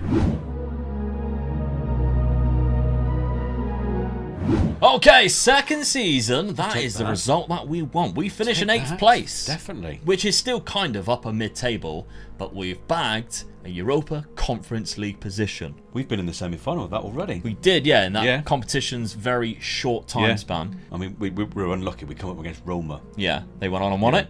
They did, yeah, 2-1. Jose's we lost Roma. 2-1, yeah. They went on and won it, yeah. Who, by the way, back-to-back finals for Jose Mourinho. Yes. He took that Roma side to the Europa League final now. So very well done for him. Very good record in finals as well. Yes, yeah. I'm a Spurs fan, and I'm going to bring it up. We get to a final, an FA Cup final, and he leaves the day before, and we sack him. Yeah, just to make sure. I think that, and I honestly do think this was to make sure he could not say he won something with Spurs. Yeah, probably. Daniel Levy's an idiot, isn't he? Yes. But there we go. We finished there in 8th place, back to Leicester. 60 points. We had the same points as Everton, but a far greater goal difference. We lost on that final day to Arsenal, but we had a good win there, 7-2 against Bournemouth. It was a good season overall. Patson Daka, 23 goals. Alexander Isak with 29, beat out Erling Haaland there. But Conor Gallagher with 13 assists. That's what we wanted him for. Not as high as what Mark Albright was, but that's still a high number. Forest, Fulham and Blackburn have gone down there. I'm just thinking about that. What I just said. That I think it was the League Cup final. It was the League Cup final. Yeah, I just said the FA Cup. Yeah, it was the EFL Cup. So, no, we didn't get to an FA Cup final. Yeah. Man City won it, didn't they? Yeah. Right. So good times. What about other competitions, though? We got to the Carabao Cup final, even though we're in the Championship. What have we done this season? No. 5th round by West Brom. Semi-final by Manchester City. Yeah. It's just this year, all the big boys, they didn't get knocked out. So Tottenham and Man United in the other one. So it was an all-Manchester final, and Manchester City won, which could be what it looks like for the FA Cup final, to be honest. I'm going to say this. What season Man City are having, don't they? Don't know. Yes, I'm going to say it because I watched the Real Madrid game the other night. Absolutely best game of football I've seen for a few years now. Yeah. And Man City deserve to win it. I've been saying to you all along, know that they're going to beat Real Madrid if they meet them again, and they did, and they hammered them. I think. I just really don't want them to do the treble. 27 goals for Patson Daka there, 13 for Callum Owendu, 10 for Iheanacho. It's not as high as what it was last year, but we're in the big league now, and I think we've made a good account of ourselves. To be fair, our transfer budget only £60 million. To jump onto that, I don't know. Because that's not a lot in the wage budget either. That's I know it's not a lot of money. One player. Probably for a team like Leicester, it probably is. Yeah. We're talking, more of a selling club at the minute. Because finances, they're not looking great. Only £21 million. I can't remember us buying any big time players and bringing them in for big money. No, definitely. The Leicester way is finding these gems. N'Golo Kante. Who's he? N'Golo Kante was signed for what? There you go. 4 million, maybe something. Maybe around about that. But Mahrez was like 300k from the French League 2. Yeah. And now look at him. He's about to be a treble winner. They bought Gary Lineker through back in the old days as well. Yeah. He was not a well-known striker, but he was up and coming. And commercially, what a move that was for Walkers. Yeah, that's right. For both of them, innit? Well, Gary Lineker bought Leicester as a consortium. He was part of the consortium that bought Leicester. Yeah. Before it was all sold to the actual people, the family who own it now. Yeah. Obviously, a bit of a tragedy that happened there with the helicopter crash. Yeah, that's a really shame. But I mean, the good thing is that they're doing a statue for him. They have done a statue for him, and they put it on the corner of the Filbert Road, which is obviously to do with the name of the ground that they used to play at. Filbert Street, wasn't it? Filbert Street, yeah. So, that's nice. Yeah, good bit of history, and well done Leicester for doing that. Yeah, absolutely. Okay, so our next season then, not too much of a budget. I have to be a bit shrewd in the transfer window here. Maybe we'll look to sell a player because there are some wanted signs there. Patson Daka, Harvey Barnes. Maybe we cash in on one of these guys and bring in a few more sign-ins. Let's find out. Right, I absolutely hate this guy. Do you? Yeah, Patson Daka, because 2 seasons in a row now, he's agreed to go... Well, it looked like he's about to go to another club, so I sign a replacement, and then he says no, cancels it, and then I could not get rid of him.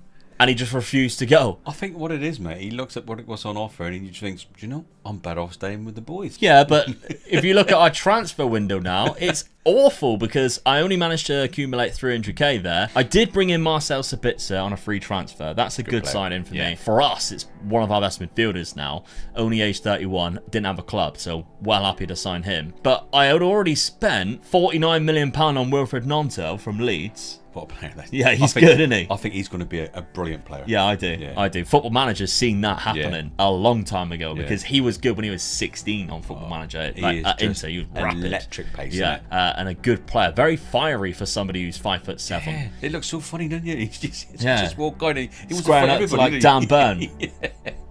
He must have thought, what? Yeah. Come on. Just biting his knees. So, £46 million I spent on him. He did get a goal in the first 2 games, but that was all of our budget gone. So, I only managed to bring in 2 players this summer. Really, I mean, I've rejected like bids for James Justin and stuff because they're not as much as what they're valued. You can see here, he's valued at £34 million. They're only offering 26 up front. I'm not going to sell him when I don't think I can find a replacement for that. I know you would have, because you're like Casemiro, gone. Bruno, gone. Still didn't get Bellingham. I got him eventually. Yeah, there we go. So, I mean, so far, Sabitzer, 4 goals in 4 appearances and 2 assists. Well, 5 appearances, 1 off the bench. Hey, mate, we're flying. Oh, yeah. Tactically, I'm sticking with the same. It done us well. It got us to a cup final. It got us silly to change 8th. It. Yeah, we didn't need to change it. I was just hoping to add a little bit more strength and depth to the side, but never mind. I think we've done it. What, just 2 players? Yeah. Okay. I was hoping a midfielder and another striker. Yeah, ideally, I would have liked another centre back. Centre back. I think you definitely got to be looking at next season. Levi Colwell, I think, is good enough. Ahmed Hozic would be a good backup centre back. I don't think he's quite there yet in regards to my starting centre back. And the other one we've got is Wout Faes, so probably not. Ideally, in hindsight, I wouldn't have gone for the and got the Gnonto deal done. But Patson Daka was happy to leave. His desired club was Villa. I accepted the bid from Villa. I thought that bastard was gone. So I get the Wilfred Gnonto deal done. Next season, third time lucky. Yeah, I'll get the Gnonto deal done because he is wanted by other clubs. Yeah. I'll snap that one right up. Daka's like, I think I'll stay, lads. Well, yeah, it's because you're buying good players and he thinks I'll stay here. We're going to win something. Wilfred Gnonto, he's going to set me up loads. It's like, no, he's here to replace you.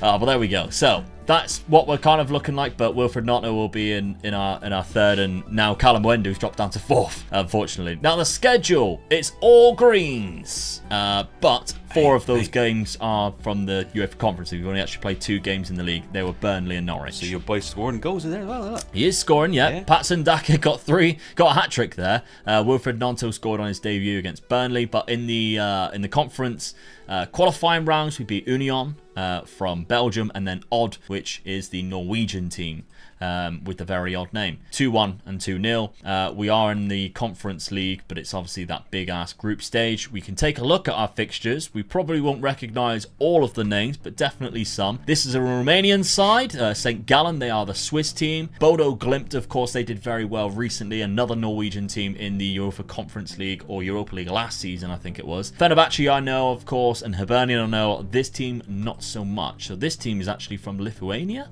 or is that Latvia?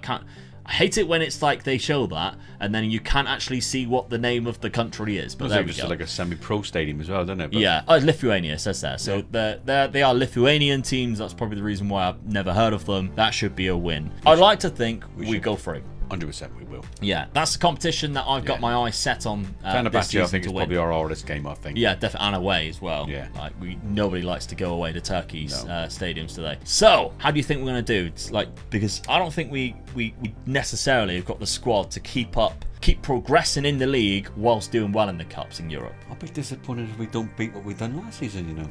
What, 8th? Yeah, and why not? Okay. Come on. All right, we'll see how we do. Let's simulate this season. Okay, we got 8th again. Is that good enough for you? Like, yeah, I'll take that. All right.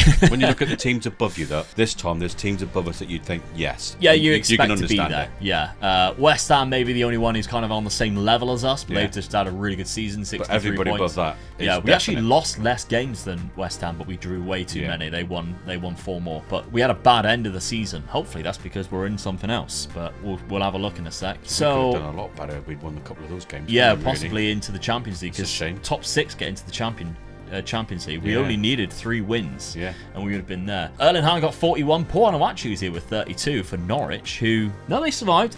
How hilarious that be? He scored 32 goals and they got relegated. I mean, West Brom were in there, so we knew they were going back down anyway. But none of our lads are in this one. Okay. What about other competitions? Have we managed to win anything? Yes, we did. We won the Europa Conference League. We won a European trophy with Leicester. Oh, Frankfurt won it at season 4. Did you know? They're my favourite German team. Just before I mention it, I don't really mention it a lot. So Fiorentina as well. Which actually, I love Fiorentina too, to be fair, because of Rui Costa. Beat them in the final in the 24th minute, Patson Daka. Dewsbury Hall got a 78th minute. Luke Thomas from fullback got man of the match with 1 assist and a great performance there. Oh, I love that. Definitely. Absolutely love that. You take how we finish at the end of the season now for Definitely. that. Yeah. Let's take a look at our run then. So in the league phase, we finished top of that with 6 out of 6. Absolutely destroyed. 9-0 against that Lithuanian side. Good to see. So we're in the round of 16. We knocked out Shamrock Rovers from Ireland. Then we went into the quarterfinal and beat Braga. That's a difficult side to beat because they've got money now. They're a very rich side now. The semi-final, we then beat Mönchengladbach, which... That's a better result. That's an again, result. 6-1 on aggregate into the final against Fiorentina. Great result. Really happy with that. The other competition's 4th round exit of the FA Cup by Manchester City. The 3rd round by Manchester City. So expected. We didn't come up against Man City. No. 2 players got 34 goals. It was Nonto and Patson Daka. Sometimes these stories just write themselves, don't they? But there we go. And Sabitzer got 23 from midfield. That's brilliant. Yeah, that's set midfield on attack. The tactic, what I like about this tactic is this guy, when you're in attack, basically looks like a 3rd striker, which is the reason why Sabitzer's a perfect guy for that role, because if you take a look at Sabitzer, he has 13 for finishing and good composure. So when he does get forward, he's dangerous there, and good long shots too. So very good stuff from Marcel Sabitzer. Getting that amount and is 32, so he still can go for a little while. He might not be good enough for you Patreon members. Remember, on the £5 tier on patreon.com/MegaLukeGaming, you get access to the save game file after the 5 years. Dad's going to set you a task for however we end to continue for the next 5 years. A lot of you have been letting me know recently. Really do appreciate it. What can we do next season? Because we have 51 million again. We know it's going to be there, don't we? Yeah. We know it's going to be there. Europa League football next year now. Yeah. Europa League, because obviously you win that conference division, you go up into the Europa League, which does mean that 9th place now goes into the Europa Conference League. So you're welcome, Bournemouth. All the way down in 9th. Even though we knocked them out of that, we were like, hey, don't worry, we got this, lads. We'll still get you into the Europa Conference into Europa Conference next season. So there we go. Okay, next season. Right, I did sell a striker this year, but it wasn't Patson Daka. No? No. Did he want to go? I can't even remember whether I tried to sell him this time. But Inacio has left, unfortunately. Obviously, he was a backup last season. He made 23 appearances, but only 8 starts. £30 million, I think, is quite a lot of money. Because, again, he is 29 now as well. So it's time to look at his next replacement. We've got Callum Owendu. What else can we do? £10 million as well. I sold Casteels. Ooh. Yeah, the goalkeeper. We've got to get another goalkeeper in there. We've got to get another goalkeeper. Alitad came in with quite a lot of money compared to his age, so I thought, fair enough. The other signings that I sold, by the way, not sold, signings that I sold, the other players that I sold, Wout Faes for £23 million as a backup centre-back. I'll definitely take that, which meant that we had quite a lot of money. So I signed Joe Gomez. He was transfer listed from Liverpool. That's a good signing. Yeah. Hasn't had the best year this year. No. But on Football Manager, still very good. A couple of seasons ago, we were looking at possibly England picking him to go to the World Cup, weren't we? Yeah, definitely as a starter. You know, and we were saying together, weren't we? Should have He should have been in the squad. He should have been in the squad. You know? He has been starting some games for Liverpool still. Obviously, they just won the league as well, back-to-back. £50 million is a lot of money. It was transfer listed, but I think at the end of Joe Gomez's career, if he doesn't amount to the potential that he could have, somewhere like Leicester's a realistic place for him to go. If they come back up. So I think that's quite a good signing at age 29 now. Very good positioning and everything like that. Good passing ability. We've also signed Mohamed Ali Cho, who I didn't know has an English nationality as well as French and Moroccan. So we picked him up from Real Sociedad. I think he's really good, to be fair. He's the guy that we're replacing Inacio with as the backup striker alongside Callum Owendu. Good pace, but he's only young still, has a good potential on the game. He scored for us already, so that's a good start. 4 appearances, 2 off the bench, 1 goal, £33 million. The other signing, we needed a goalkeeper. I signed Borussia Dortmund's goalkeeper, unbelievably cheap because of a release clause of £12.75 million. Snapped him right up. That's why I was happy to let Casteels go. Yeah. Because that is an absolute bargain. He's got great leadership, good determination, but the goalkeeping attributes are perfect as well. Great aerial reach. He's good at one-on-ones, good reflexes. Everything I like about a goalkeeper, he's got it. I think he's only 28. If you get a good goalkeeper in, especially if he's good, you know, as in like ball play and everything like that, you can get a couple of points a season through that. 100%. You know? Yeah, 100%. Well, save you at least 10 points, I reckon. Yeah, definitely. Really good goalkeeper. So the last signing that we made here was Martin Vitek from LA Galaxy. He's a Czech Republic centre back. I mentioned I needed a centre back. Yeah. I chased this guy last season, but he had just signed for LA Galaxy, so I couldn't get him. This time round, though, I could. 23 years of age, he's 6'4", decent technicals, good, but his mentals and his physicals, sublime. Yeah. Really good. And I've never signed this guy before. No? I would hazard a guess, I didn't know who he was. Maybe I've come across him before in previous saves. I'm not sure, but I didn't know who he was. As soon as my scouts brought him to me, I was like, oh, he's decent. He's locked in now, mate. He's locked in on me now. I'll get him when I buy him next. Yeah, we'll see. A lot of you guys been asking when's the next time that me and Dad's going to do a rebuild where Dad takes control. We are starting to plan the next one where me and Dad are doing a save in the same database. So it will be kind of like if he's AC Milan, I'll be Inter Milan. If he's Real Madrid, I'll be Barcelona in the same save. Not doing the same club like we did with the Man United one. Not with just Dad doing it, both doing it against each other in the same save. That's going to be exciting. Yeah, definitely. Really looking forward to it. Yeah, we haven't decided who we're going to do yet, so by all means, let us know in the comments. Do you want it to be a Man United versus Tottenham or, you know, an AC Milan, Inter Milan, whatever, that type of thing? I'm excited to hear your thoughts. Yeah. You're Argo, I'm Exa. No, I'd never do that. Don't you worry, I'd never do that. Because glad you said it that way, Brian. because if I was winning, it would feel like I'm losing at the same time. Yeah. But there we go. Okay, so Martin Vitek is our last signing. Dad's already forgot his name, so that's absolutely fine for me. Tactically, we're going with the same thing, but I'm going to play Ali Joe up front. Are you really? Yeah, I'm going to secure him in. So Nonto and Patson Daka both got a lot of goals last season, but I think for the long future, this guy as a DLF is better because he has good passing ability. So when he does drop off, he could provide more assists. That's what I'm hoping anyway. Right. So I want him to play as many games as possible. Just to see what happens. Yeah, and I think if he plays more games, he should be better than the other two. If we finish lower than 8th, I'm going to blame it on you for doing that. Fair enough. The best 11 takes them out of the side, and Wilfred Nonto pops into there. Yeah, it's bound to. So we'll see. But we've still got Sabitzer, still got Alex Scott, still got a very good side. Let's take a look at the schedule. We've done quite well, to be fair. West Ham, we beat them 2-1 at West Ham Stadium as well, the London Stadium, with Sabitzer scoring the 93rd minute. Lovely stuff. Norwich, we beat them at home 2-0. We then beat Wolves 5-0 away from home at Molineux, which, by the way, one of the most underrated atmospheres, I think, in the Premier League. Yeah. Molineux. Yeah, I do, Yeah, every time I watch a game on Sky Sports where it's at Molineux, I'm like, this is really loud. Yeah. It's a stadium I'd like to go to. I agree. Yeah. I agree. And then Manchester United, unfortunately, we lost at home. I've got an interesting fact about that. Oh, I think I know what it is because I remember watching it live. Yeah. In 2014, the season they nearly got relegated, Leicester created a record by being the only team ever to beat Manchester United after being 2-0 down. Yeah. And they won 5-2. Yeah. There's another interesting fact. Do you know what it is with Manchester United? No, I don't. And Jamie Vardy. This is the one that I watched live. Was it? Yeah. Jamie Vardy scoring in consecutive games. Oh, the 11th consecutive game. Yeah. Was it against Manchester United? Yeah. Oh, right. It's a good finish too. That's the season they won the league, wasn't it? Done that. Yeah, that's right. Yeah. It was a great finish. Yeah. And I remember when he scored it, it put Leicester 1-0 up. And I was kind of like, good for you. Yeah. Even though it was against Man United, I thought, good for you. This is a result I'm happy with, though. 3-2 win at Anfield. The champions. Love that. Brilliant. And we were ahead by they scored 3-1 because they scored in the 93rd minute. What a team, by the way, because they've signed Milinkovic, Savic and Victor Osimhen. Yeah. So they still got an unbelievable side. Really? And it's still Jurgen Klopp. It's still Eric Ten Hag. Where's Arsenal? It's Diogo Simeone now. I like looking at the managers, by the way. Come on, tell me who's going to be at Spurs then. Come on. Come on. It is Maurizio Sarri. That's not bad. I'll take that. He's a good manager. Manchester City is Vincent Kompany. I think that's going to happen. I do think that will eventually eventually happen. Yeah, I do too, when Pep eventually leaves. Okay, so our Europa League fixtures are in. Of course, we qualified automatically, so we didn't have to play any playoffs. We're against PAOK from Greece, Antwerp from Belgium, as well as Club Brugge from Belgium, CSKA Sofia from Bulgaria.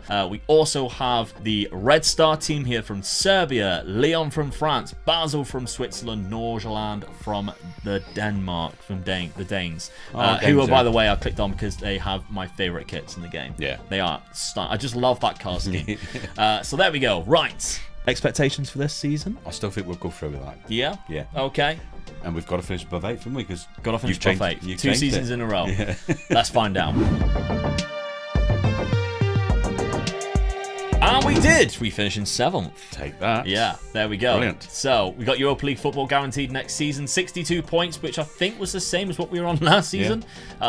60. Liverpool champions again. 57 last time, so we have actually gone up. Yeah, Liverpool are champions. Villa have finished just behind us there. Same again, though, isn't it? Teams above us you would expect to be there as well. I mean, there's Arsenal below us, so that's where we've pinched the spot, really. Yeah, so, absolutely. Good season. Yeah, West Ham dropped down to 13th after their good finish last season as well. Goals-wise, Wilfried Gnonto got 24, which is the first time we've seen somebody in the Premier League get as high goals as that. And he was also there in the average rating, so he is having a wonderful time in a Leeds shirt, in a Leicester shirt, sorry. And don't it look funny seeing him play for Italy, though? Yeah, it is a bit weird. Yeah, I don't know why. It just didn't look. It just didn't. When I thought that's Leeds player. And I think that's what it is. You don't expect the Leeds player playing for Italy. Yeah, I know what you mean. But I think because obviously he's from the Ivory Coast. Yeah. So from a youngster, when he got snapped up from Inter Milan, he's come through the Italian youth academy. A word like Gnonto, that's a very African name. Yeah. When I checked, when I seen that he was Italian, I was like, oh, but then his second nationality is the Ivory Coast. Yeah, great season that he's had on a Leicester shirt. Great season he had on a Leeds shirt, to be fair. I can see if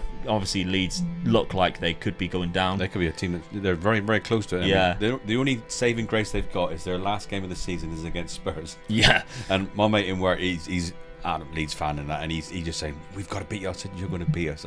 You're going to beat us. I tell you now, mate. You've got nothing to play for now. No. So I think if they do go down, he could be a player that might be snapped up, possibly. So there we go. Good season. What about the Europa League, though? Other competitions? Oh my God.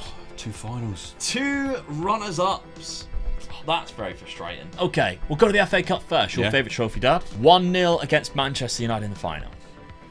Yeah, 2020 to 2021, so it would have been 6 seasons since we had the chance to win it again. Marcus Rashford's 67th minute there. Unfortunate. Okay, they did finish 2nd in the league, though, so they do have a good side. The Europa League runners-up.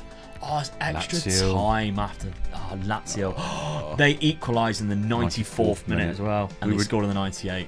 We were 2-0 up, mate. Yeah, 2-0 up, and we threw it away to lose 3-2. Look at the shot. We had 21 shots as well. Against their 11. That's we were so all over them, weren't we? Yeah, so unfortunate. Oh, well. Got to imagine that if we won the back-to-back and the Europa one. Yeah, which could be what Roma's gonna do. Yeah. Fair enough. Okay. I'll still take that as a good season. Definitely. Squad-wise, 42 goals for Wilfried Gnonto. Not bad at all. Mohamed Ali Cho, remember what I said about him? I think he'll get a lot of assists. 15 assists this season with 19 goals. Patson Daka still scored 18, even though he only started 17. And 10 goals from Sabitzer with 12 assists. Conor Gallagher got 16 there as well, and Luke Thomas got 10 from left back. Not bad at all. Good season. Money-wise, we've got £64 million. They're giving us a little bit more. Yeah. That's not bad. A little bit more. Daniel Mate's off to final. What a season they're having, by the way. Final. Top of the Eredivisie. Yeah. Absolutely smashing it. They look like they could be the next Dutch powerhouse there. What can we do in this 5th and final season? Right, on the players out, I sold Anel Ahmedhodzic to Chelsea for 32 up to £40 million. Wilfried Ndidi back to Leeds. Well, I say back to Leeds. Wilfried Gnonto from Leeds. Wilfried Ndidi to... Yeah. Very confusing, isn't it? He's gone to Leeds for £26 million. We haven't really been playing him, so he wanted to leave. He wanted first team football, and we have spent a little bit of money. So the first player that I brought in was Nunez from Relegated Wolves. A very good player, to be fair, and can play loads of different positions, which is the reason why I snapped him up. And the mentals and the physical attributes are exactly what we need for players who play on these wings, but also in that midfield too. When you're taking experienced players from the Premier League, you got you know they'll just fit in. Oh yeah, and we only spent £17 million on it. Good, He had a relegation release clause in there, so I was buzzing with that one. We also signed Lazar Samardzic from Udinese, £21 million. Again, it was a release clause that I was well happy to pick up because as an attacking midfielder, Sabitzer, as I mentioned, probably isn't going to last that much longer playing as good as what he is. This is this guy's replacement. Samardzic is very good, £21 million. He's already got 2 assists in 4 games, so I like that.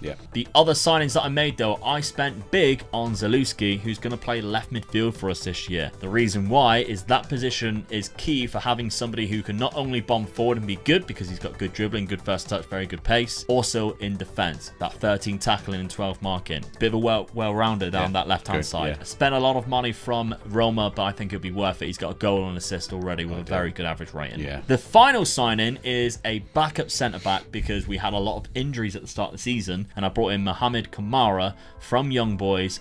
Nowhere near the standard that we're looking for as a centre-back, but it's the best that we could get for the money that we had. £8.5 million. He actually got an assist already. He's played really well in the 2 games. His average rating's good as well, isn't it? That's because we've got a couple of really bad injuries. Levi Colwell has been out with a hernia all pre-season at the start of the season, and I think Vitic was actually... No, it wasn't Vitic. There was another centre-back that we had, and it meant that we were having to play... Where is he? It was our left-sided Christensen. We had to play him at centre-back, and he is not a good centre-back. So as soon as I seen that was happening, I was like, right, we need to get somebody else in. Okay, so tactically, no need to change it. Absolutely no need to change it whatsoever. Nope. Schedule-wise, 6-0 against Brentford was great. It did come after a loss to Chelsea 2-1. Where they scored an 83rd and 89th minute, which is very, very annoying. Wilfred not until, though, got 4 goals in that 6-0 win. Palace game, that's unfortunate again, 94th minute after being 1-0 up. We can't close out a game, it seems. That's annoying. The Bournemouth game, 3-3. All the goals were scored before the 65th minute, but yeah, very entertaining game. But then we always pull one out the bag in the summer, and this time it was against Arsenal. Patson Daka got 2 goals and got the winner in the 88th. Very happy with that one at the Emirates. Definitely. Our fixtures in the Europa League, because of course if we won the Europa League we would have gone Champions League, but never mind. Such a shame, wasn't it? Feyenoord in the Europa League, Lask, then we've got Hapoel Beersheva, Borussia Mönchengladbach, Nice, Celtic, Genk, Fenerbahce again, but this time it's at home. And what I do want to show you is our best 11 because I haven't selected any players yet. When we go, there we go. So Conor Gallagher's still on the right there with James Justin. We've got Gomez playing left wing back because obviously he cuts inside on his right. So Zalewski ahead of him, Scott and Mateus Nunes, Cho and Daka up front with Vitic and Colwell. That's probably how I would. Yeah. That's the reason why I haven't secured anybody this season. It's probably how I would do it, to be fair. Okay. Thoughts on the final season, Dad? What do you expect? Improve again. Improve again. Why 7th last season, final in the Europa League. Why not? Let's see what we can do this season. Hopefully we win. Hopefully we win something this time, though. Yeah, absolutely. Final season, and it's a 3rd place finish. We're guaranteed Champions League football next year. That's very good. 71 points. We had a bad end of the season as well. We wouldn't have caught anybody because Chelsea were a little bit too far ahead. So did we have a bad end of the season because we were too concentrated on something else? Oh, maybe. That's what happened last time, wasn't it? Manchester City down in 8th place. Ooh. That's bad, isn't it? And yeah, Carlo Ancelotti's there now. Next season's going to be difficult for next season, eh? Patreon members like, oh, for God's sake. Have they won the Champions League yet then? Don Carlo, no. Oh, they're winning with him then, weren't they? Yeah, they're winning with him. Everton, 4th place. Speaking of Don Carlo, his former club, 4th place there with the manager of Mikel Arteta. Ooh. Former player, of course, of Everton. That's quite interesting, isn't it? And Tottenham there with... jobless Tottenham. That's going to take it over. Yeah. Right, so that's a very good season. Very good season for us. We didn't have anybody in the top scorers, which is a bit shocking, really. That Nonto did get the highest average rating, and Patson Daka got the most man of the matches there. So maybe they've just been playing alternate. So I'm nervous now. Really? Yeah. Come on. All right. Okay. I won't leave you hanging too much longer. Let's take a look. Yes, get in. Look at me beating the final as well. Oh no. You couldn't write it. That's why you got sacked. Oh no. We caused the Tottenham manager to get sacked because they lost in the Europa League final. Amazing. I can't believe that. Have they won anything since? I'll take it, mate. I'll take it. I don't think they've won anything since. No. Oh, they did. They've won 2 Carabao Cups in a row. Right. But other than that, that is hilarious. Right. Patson Daka got 2. Mohamed Ali Cho got 1 as well. Jeremy Doku and Harry Kane I just cannot believe Tottenham. that. That's out of hilarious. all the teams that we could have beat in Europe.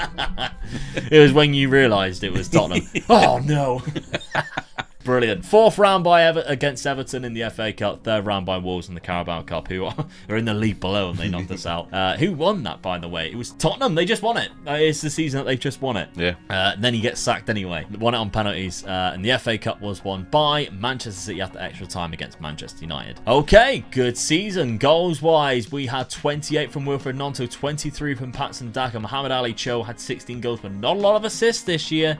Samardzic got 14 and 11, replacing Sabitzer. That was a good signing, bringing in Latsar, who's actually improved quite a lot as well, to be fair. Alex Scott, by the way, is easily our best player. He is phenomenal in that midfield role, wanted by Manchester United. That's going to be a task to keep hold of him. I didn't mention it, but in the final pre-season, there's a few offers in, and he wanted to leave. Did he? But we agreed he would only be sold if somebody come in for 109 million. Nobody was coming in for 109 million, no. So I was happy with that one. But there we go. Very good season indeed. Your Patreon members, your 6th season, you only have £67 million. I'm relieved with that. Could be a couple of players you want to sell, though. Yeah, definitely. And you can bump that one up for sure. So, Dad, this beautiful club that we have here, Leicester City, we've done quite well as a realistic rebuild. I feel I kept it as realistic as I possibly could. What is the task for the Patreon members should they take it on? I'm going to say minimum knockout stages of the Champions League. Yeah, you're in that now. Yeah. Your ideal is to stay in that. Well, yeah, you get to stay into it, yeah. Yeah. Win something. Yeah. Yeah, let's go for it. Win my FA Cup. Win the FA Cup. Just win my FA Cup for me. Yeah. I mean... It's hard just because I'd like to say improve, but that's hell of an hard. Yeah, yeah. You know, a few teams have lost out on that, and we've just pipped in and got into the third position. It's possible in another 5 years to win the league, I think. Yeah, definitely. You got to sign a few real good players to try and win that league. Yeah. So I'm not going to say improve on it. Stay in the top 8, I would say. Yeah, yeah. Definitely. So you haven't got no worse than what we've done, but try and win my FA Cup for me. Absolutely. Let me know where you get on. Now, the King Power Stadium is actually a stadium I have been to. Yes, you have, didn't you? And had food at. Plymouth Argyle, didn't you? Yeah, I can't remember what it was like. So if you do go to the King Power Stadium, let me know what the food's like. It's probably changed since I went about 15 years ago anyway. Probably, yeah. And they served me pints and I was only 16. Yeah. I can remember you ringing me up when you were there going, Dad, I've got a pint. I go, what the fuck? Yeah, I was there with all my mates who were older, and they were like, do you want a pint? I'll get you a pint. I was like, can I see if I can get myself one? They were like, go on then. I couldn't believe it. I was walking away like, yes. Unbelievable. But I don't want to get anybody in trouble who's at the King Power Stadium, but you did serve somebody who's 16 a pint. But there we go. Thank you very much for watching. Let us know down in the comment section again what you want me and Dad to do in our versus episode where we're in the same universe. It would be ideal to have like 2 rival clubs. Yeah. Obviously it's going to be silly if you're like, why don't you do Hamburg and Real Madrid? That's just a daft comparison. Give us somebody who's like a rivalry. In there, and then we're going to make a decision in the next week or so and start that one very soon, for probably about a month or 2 before it comes out anyway, because it takes us so long to do. But thank you very much for watching. We'll see you on the next one. Bye bye. Southampton finished dead last in the Premier League this season, only with 25 points. Dad, is the last team that we need to do in this final little bit of a segment where we're rebuilding the relegated teams. Yeah. And we've got the worst team last. But I actually think in Football Manager, they're probably not the worst team. League never lies, does it? As I always say. It doesn't, no. But some of their players are very good. And I doubt some good players. that some of them will be sticking around. Mainly this man, JWP. I wouldn't have thought so. No. Leading goal scorer of the season. Yeah, which is very bad for a centre defensive midfielder. 9 goals. Yeah. Leading goal scorer. Yeah. That's league goals. But centre midfielder, isn't he? He's a bit more of a ball player. Obviously, a lot of those goals probably came from dead ball situations. Yeah, because he's unbelievable at them. As Football Manager has got here, 20 for free kicks, 20 for corners. So I've already made myself manager here as we take over this club and go into the Championship season next year. Everybody's been asking me where I got this database. It's on the Sort It Out SI website, and then as soon as I replied to that, people are going, I still can't find it. Just go to Trequinho's video he's done about it, and he's left a link in there, because that's how I found it anyway. I'm not going to hold your hand, but that's exactly where we got this database. The only problem is some of the promotions and the cup results are different because you cannot implement that. For example, Chelsea here have qualified for the Europa Conference League even though they finished in 12th, because I think they won the Europa League in this world, which they don't do. And sometimes in the Championship, the wrong teams come up. For instance, I know it's actually right here, but it's still to be played between the playoffs, so it might be Middlesbrough. While you're on that picture, that's quite an interesting picture, really, to see Luton actually got promoted, didn't they? It is very bizarre, isn't it? Especially when you think the manager that came from Luton went to Southampton, didn't he? Yeah. And he was in charge for 3 months. Yeah. I think it was. And in history, that is the least amount of time that a manager's been at Southampton. Really? Yeah, so we got the record for that. Wow. That's some going though, isn't it? I quite liked Hasenhüttl at Southampton. Yeah. I do think like they were probably right to sack him when they did, but I think he was probably the right man in the wrong job role. I think if you had stuck him in somewhere where the high energy and high press was a little better, for instance, another relegated team like Leeds, it might have gone a little bit better, because what he did at Leipzig was phenomenal before he went to Southampton. Still a very good manager, and sometimes we've seen parts of that, but then other times we also seen them lose like 9-0 on more than one occasion. So that's, you know, that's a story for a different matter. So let's go and have a look at what I did in this first season as the Southampton manager. Okay, on the outs, I managed to accumulate around about £74 million there and £25 million there. So roughly about £100 million in total, and some of the players that you'd expect to leave. The likes of Joe Aribo, Lyanko, we've got Jan Bednarak there, who's gone to Leipzig. Obviously mentioned them just a minute ago. There's a few players that went on free transfers, like Theo Walcott. He was the second highest wage earner at the club, which, if that's real, then that's quite shocking, considering I don't really see him playing quite a lot for Southampton, or even playing very well. El Yanusi's another one who's gone to Brighton, who was quite good. But the big one was James Ward-Prowse. He moved to Manchester City, of all clubs, for £30.5 million. I think if they do sell him, it will probably be around about that figure. Maybe a little bit more, depending on who comes in and if there is a bidding war for it. But I think £30 million, probably a good value for James Ward-Prowse. We've never seen him anywhere else, and that's the trouble. It's not like we can go, oh, James Ward-Prowse, he's really good in this role. No, we've only ever seen him in a Southampton shirt. So it's going to be one of those situations where he might even stay because of that reason and try and bring him back up. Carl Walker-Peters is another one I sold to Brighton for £16 million, probably undervalued, as well as Che Adams to Everton, £11 million, and Salisu. He only scored 5 league goals this season. Yeah, bad. He did quite well last season, didn't he? But not very good this season. No. Salisu, the centre-back, one guy that I thought I could hold on to him, but realistically, he's too good for the Championship. He's probably going to leave in real life. So I'm trying to make this as realistic as possible at the start anyway. Obviously, when you go on a little bit further, that's when realism kind of goes out the window, because obviously I'm going to be winning the Champions League with Southampton. You know it. Salisu moved to West Ham for £15.75 million.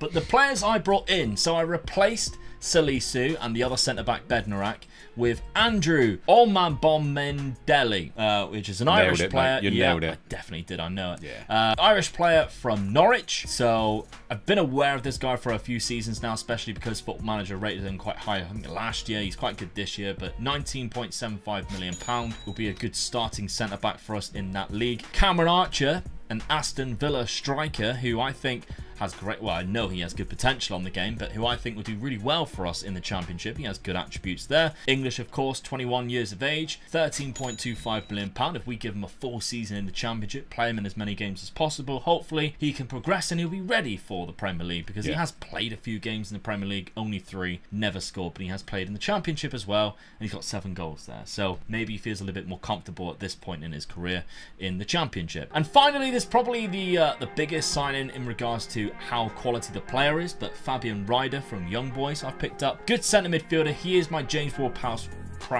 replacement. That's difficult to say, especially if you try and say it as fast as what I did. 21 years of age, Swiss midfielder for just short of £15 million, and in 3 appearances he's got 4 assists. Brilliant. So yeah, he's a ball player. He's very good at it.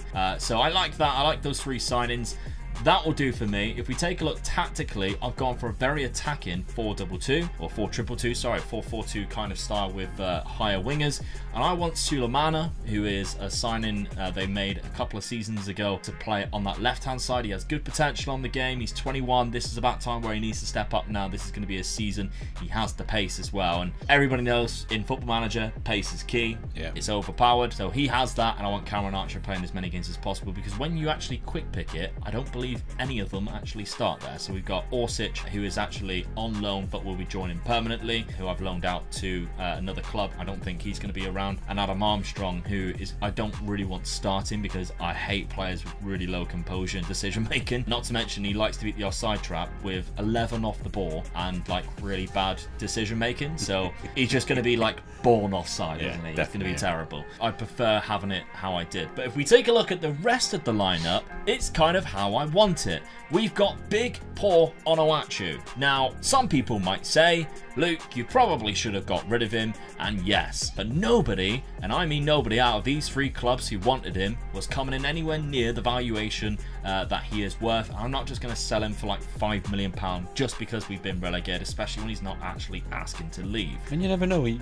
don't know what he would do in the championship. Big strike like that, big 6'7". He's going to upset a few central defenders. He only joined in January as well, so he's 6'7" with 20 jumping reach, and he's good in the air. So he is going to be a monster. And so far, he's got 8 goals in 3 games. Oh, there you go. Yeah, everybody knows that set pieces I'm already going to say I'll be disappointed if you don't win the league now. Yeah.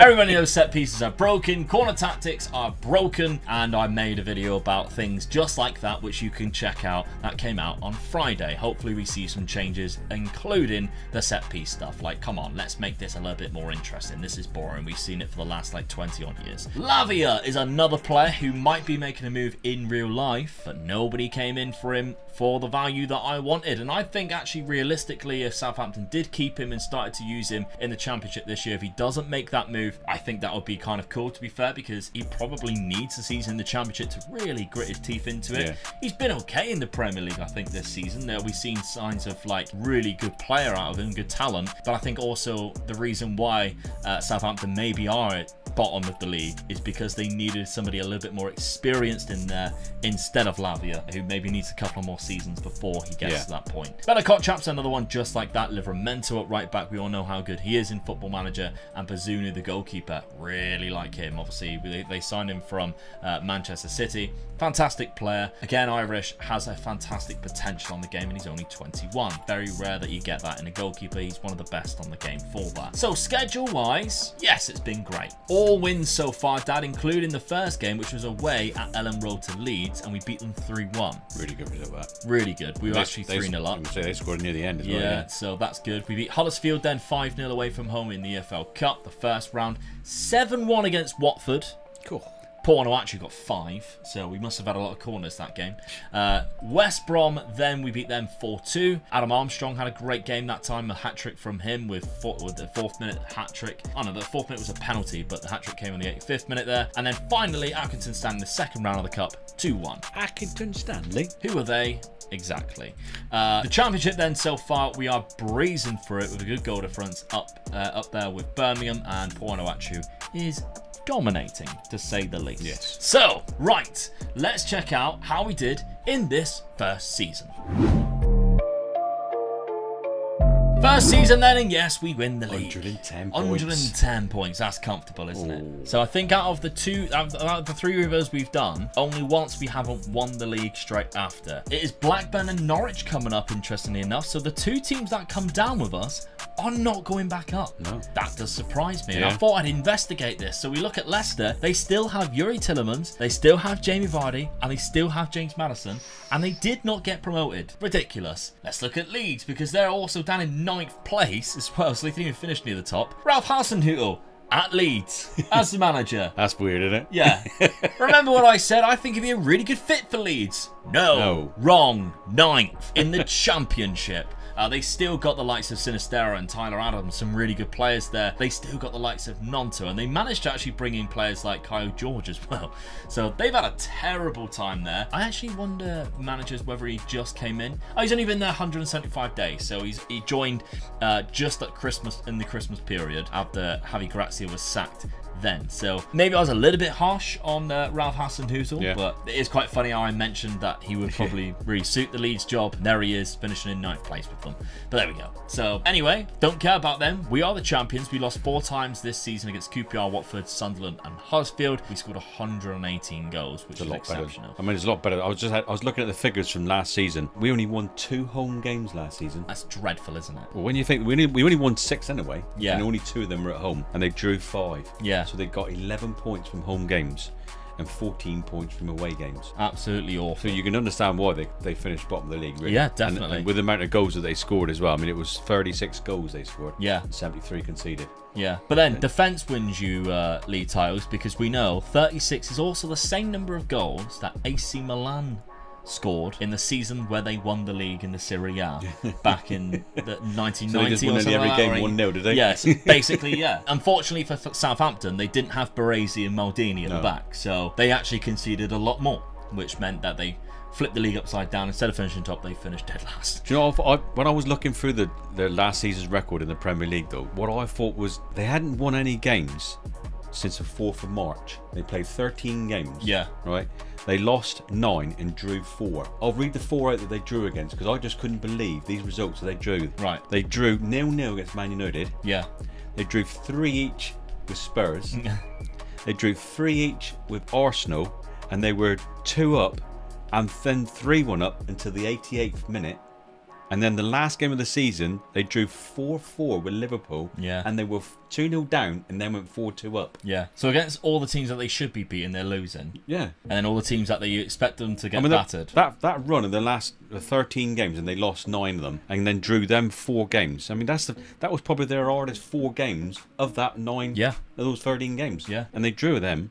It's almost like they couldn't handle the pressure. And when there's no pressure on them, you know, they're facing the better teams of the league. Oh, there's no pressure today, lads. Yeah, we're expected to lose. We're expected to lose. Yeah. It's almost like, oh, we played really well today.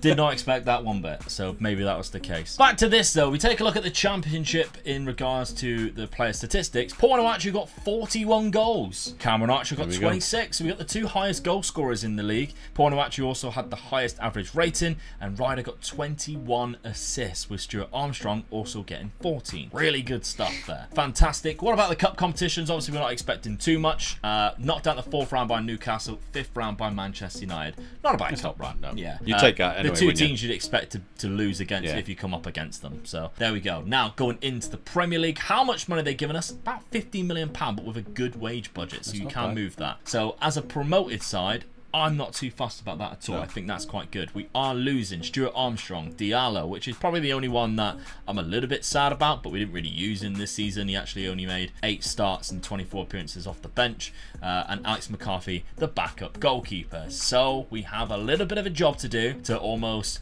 make us Premier League worthy, so the same thing doesn't happen again and we don't go down. Right, let's take a look at the players that we have brought in then for the Premier League season, and we spent a little bit of money. So first off, before the season ticked over, I spent £19 million on a very good centre-back who has 20 aggression, so expect a lot of cards probably, but he has great leadership qualities. That looks good, actually. And fantastic physicals. Yeah. The only downside to this guy, he has 11 concentration.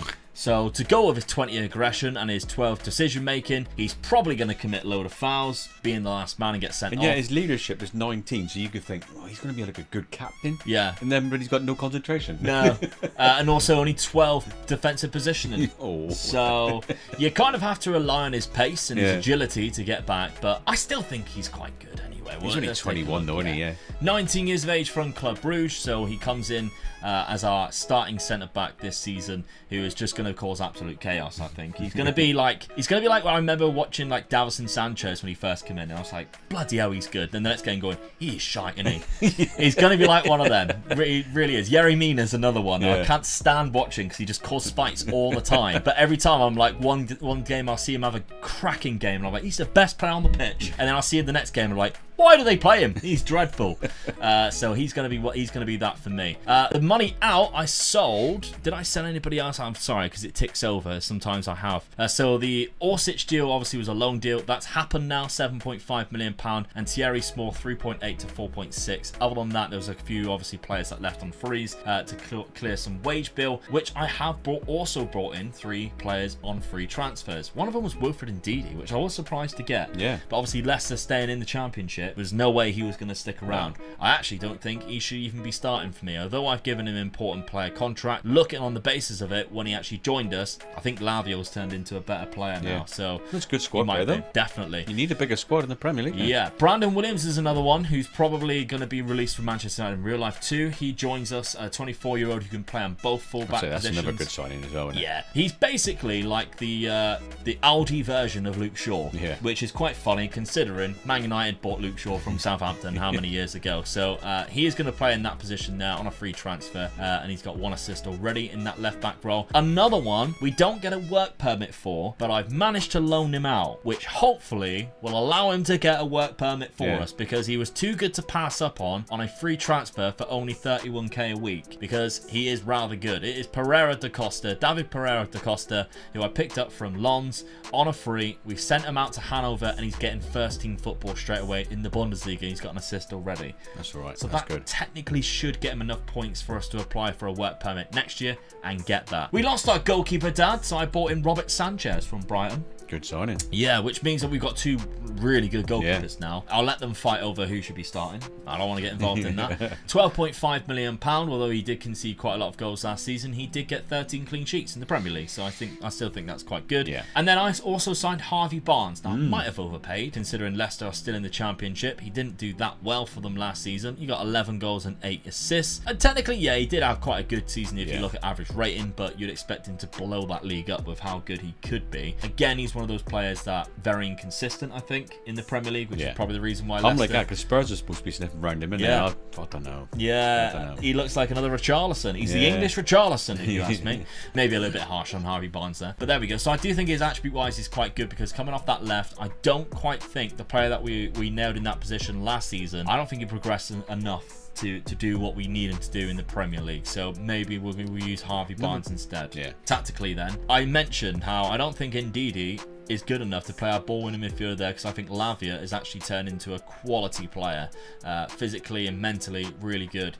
And I do think he would be quite good as like a wide midfielder who plays a defensive role. So I've got some instructions on there. So he will mainly play out here, but he's going to be a bit more defensive and hopefully just slot in here quite a lot of the time. We've got a Roman playmaker, of course, who we had Fabian Reeder, however you pronounce his name there. Harvey Barnes can then fight over that role with Sulemana, obviously, who we mentioned. I don't think really grew to be the best he could be. He didn't look like he progressed that much at all, to be honest. And we got Cameron Archer, who I still want to play every single game up front. I'm going to give him a go in the Premier League and see what he does for us, because I do think he scored quite a lot of goals last season. He has progressed, but Big Paul's already got this nailed down, isn't he? Like, he's there scoring goals already. He's got 6 in 6 so far this season. That's phenomenal stuff. So I think we're looking quite good. If I did do a quick pick, this would be the best 11. Very similar to what I had, other than the 2 players that I want in that position are not there, which is the reason why I've changed it. So there we go. And also the assistant seems to select Bazunu over Robert Sanchez, which, to be fair, I probably would do myself. Yeah. I do think he's probably the better goalkeeper and will turn out to be a better goalkeeper in the long run. So that's the team, and that's the lineup and the tactic, which we've slightly changed. The schedule then, obviously it's going to be a ropey start. We've got a Jack Stevens testimonial, by the way. Obviously Jack Stevens from Plymouth. Plays for Southampton.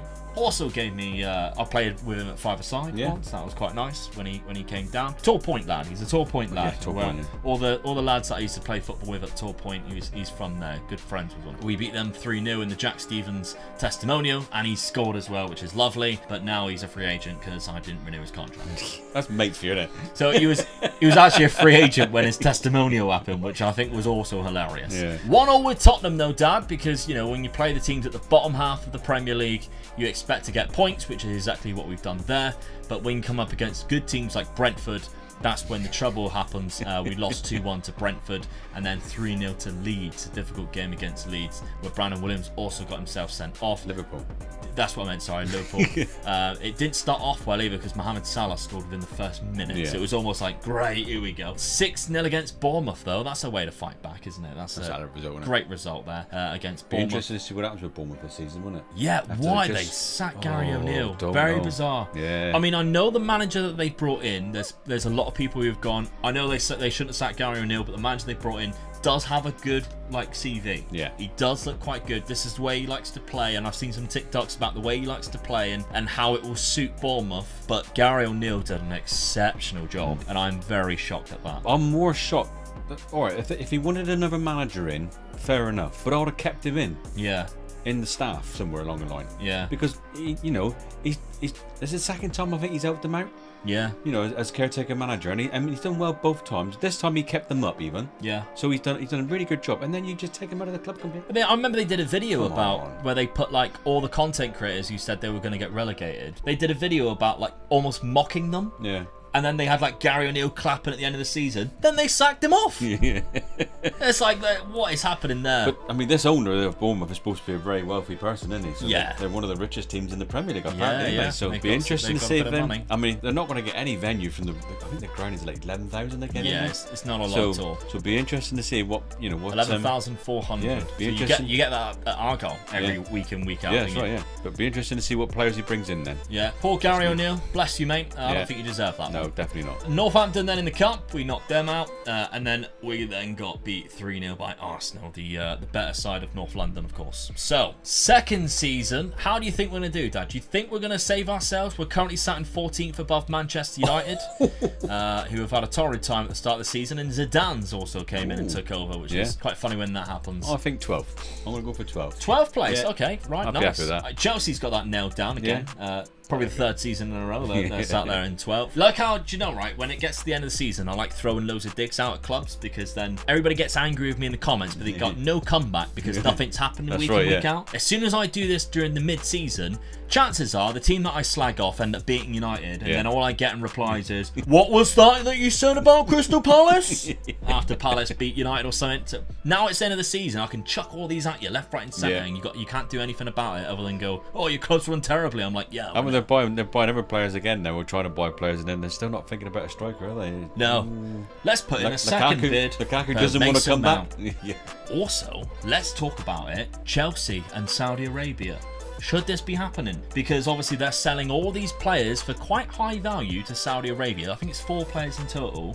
When they know that Chelsea need to make money, obviously for financial fair play, because all the money that they spent, and to obviously be able to sign some players. And they have like some weird thing where people on the board of directors are also part of Saudi. Ooh. So it's like, is that something dodgy? Probably yes. Will it get looked into it? Probably not. No. Because we're looking at Man City, who are being celebrated for lifting the treble this season, after it came out, what, 4 months ago, where it was like, over 100 sanctions that have been broke, and they should never have won all these league titles. How dare they? And then 4 months later, it's like, oh, the best team ever assembled. The best team ever assembled with the greatest manager. What a dynasty, what a legacy that this club has created. And I'm there going, hold on a minute. You told us that you were going to get rid of all their trophies before. So, I don't know. Bit of funny business. Bit of funny business. Don't like Man City, mate? Don't like Man City? It's not a real treble if you break all the rules, is it? Is it the wrong side of Man City, is it? Oh, it's funny, isn't Manchester, should I say? Oh, no, because all the Manchester people support City, don't they? Yeah, that's right. All the London people support Man United. I'm not from London. There we go. People always have a go at me, right? I'm going to say this right now. People always go, I can't believe you support Manchester even though you're from Plymouth. Don't you support your own club? 1, Plymouth Argyle were never on telly when I was growing up. 2, I used to play football myself on a Saturdays. And 3, we couldn't afford season tickets for all of us to go. So seeing our club, watching our club was difficult. I'm the same as you, and our hearts are in Plymouth. Yeah. You know, if Plymouth come against Tottenham, I'd want Plymouth to win. Yeah. I don't think it would happen, but I'd go there to support Plymouth. Yeah. But you got to, like you're saying, if you're watching the telly and that, and you watch the Premier League every week, week in, week out, 4 or 5 games, you got to have a favourite team. Yeah. And that's why, you know, I didn't want you to support Man United, did I? So, absolutely. You know, I just let you get on with it, really. Yeah. So, but that's the reason why. Yeah. So, and I think quite a lot of like people who support bigger clubs, but are from like small teams, areas, small areas. That I think that's very similar. I think they'll understand where we're coming from. Really. Yeah, definitely. You know, if I live in London, then I'd only support one team. It'd be a London-based team. Yeah, absolutely. Okay, let's simulate this season then and see how we do.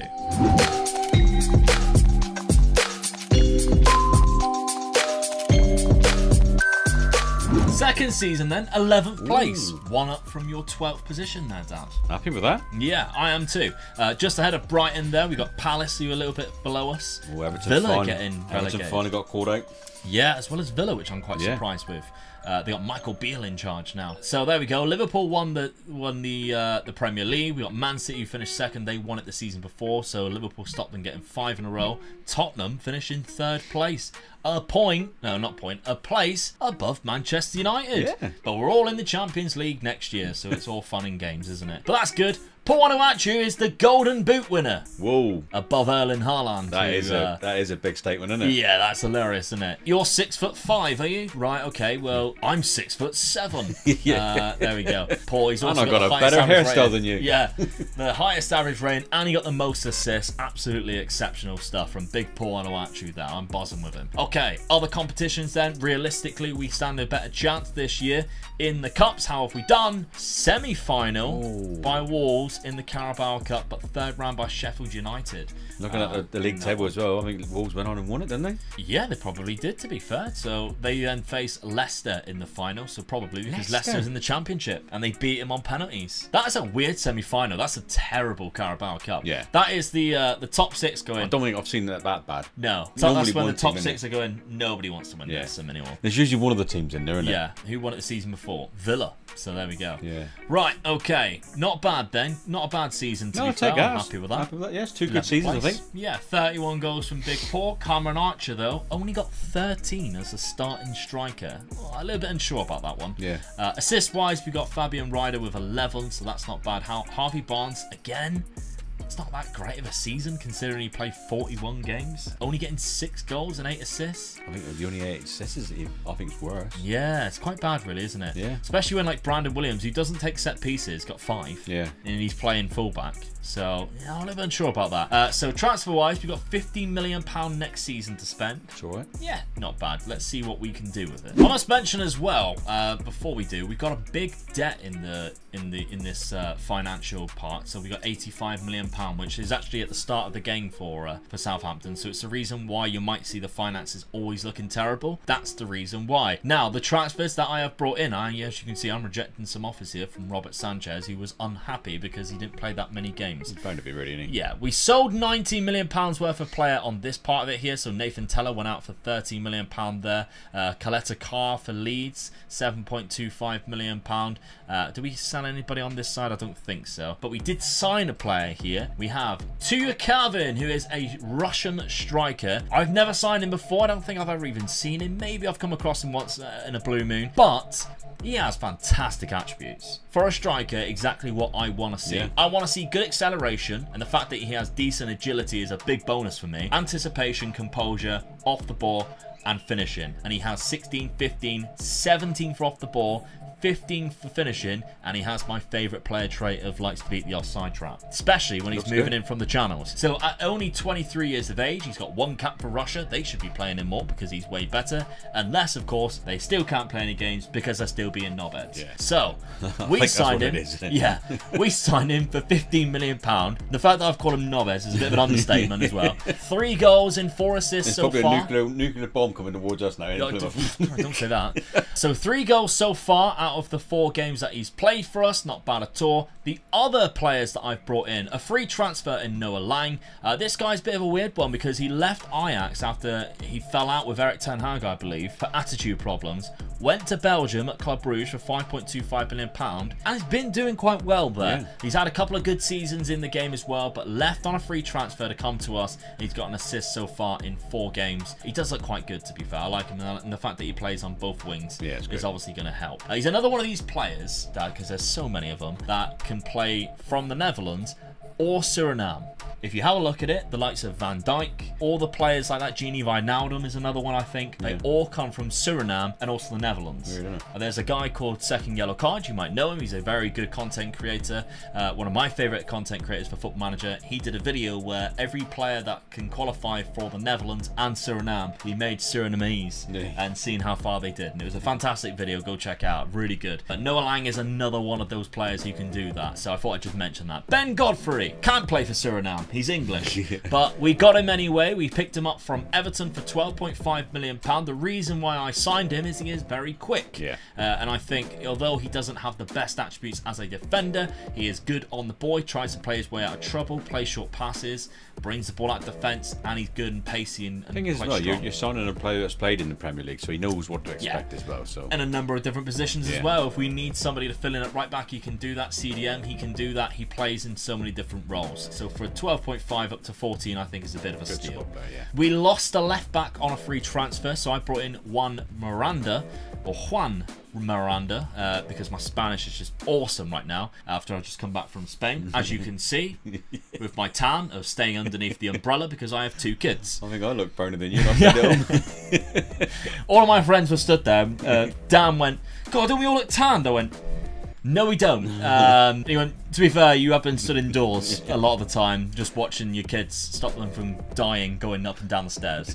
So there we go. £18.75 million from Celta Vigo. He's going to put in a little bit of competitiveness with Brandon Williams in that left-back role. To be honest, I think I'd probably pick him because overall he's probably better, especially technically. So maybe Annie can also play a little bit further up too, should we need him to. 6'1". If we need him to, he can also play centre-back too. Good squad player. A lot of experience. Came through Barcelona's youth academy too. So those are the signings that we made. Again, I don't think I've done too bad with the money. No? I think that's all right. I think you filled the right positions. Yeah, nobody that's game-changing, but I really like that signing there. I think he could be a fantastic addition instead of Cameron Archer, unfortunately, who I really was hoping would work out, but last season, I can't deny that. That was very poor from Cameron Archer. So, I'm going back to our first season tactic. Yeah, the 4-2-2, but instead I've dropped them back a little bit further. Instead of having them centre midfield, they are now in these 2 positions with a Segundo Volante on attack and a roaming playmaker. So it is slightly more defensive to what it was in the first season because I've changed a few roles, but I like this style of formation. I think this might work out for us. If I was to quick pick it, because I want Fabian Ryder to play there because he can, technically. He's got good attributes to play there. The best 11 obviously takes him out, and Lavia and Ndidi go in there. Ideally, I'd want Lavia in that position there with Ryder on the left, and everybody else I'm really happy with. Just for the assistant to decide, because that's probably the strongest 11 around him. So, schedule-wise, how's it done for me so far? It started off with a 1-2 loss to West Ham, although Tuyo Calvin actually scored on his debut in the 23rd minute there to give us the lead. He also scored in the away game against Chelsea, where we lost 6-1. Lukaku scored there, and Mason Mount. But then we played Burnley, and he scored in that game too, as well as Big Paul Onuachu, and we got the win. We also beat Harrogate just 3-2, which that doesn't look good, does it? No. There we go. But then we only lost to Arsenal just 3-2, and that was after, to be fair, we scored in the 91st minute. They were quite far ahead of us at that point, 3-1. So, I think that's a bad start, really. And it does put us down in 14th place in the Premier League. We need to pick it up a little bit because we don't want to go down. Leeds and Leicester came up a season later. Funny enough. So they have now joined us in the Premier League alongside, obviously, Blackburn, who came up with us. Burnley still holding on as well. And Forest, I'm quite surprised, managed to stay up. Or did they go up and come back down? No, they stayed in the Premier League all 3 seasons. Fair play to Nottingham Forest. Norwich should be the one of their yo-yo team, and they'll probably be one of the teams that go down. Right, okay then, let's simulate this 3rd season.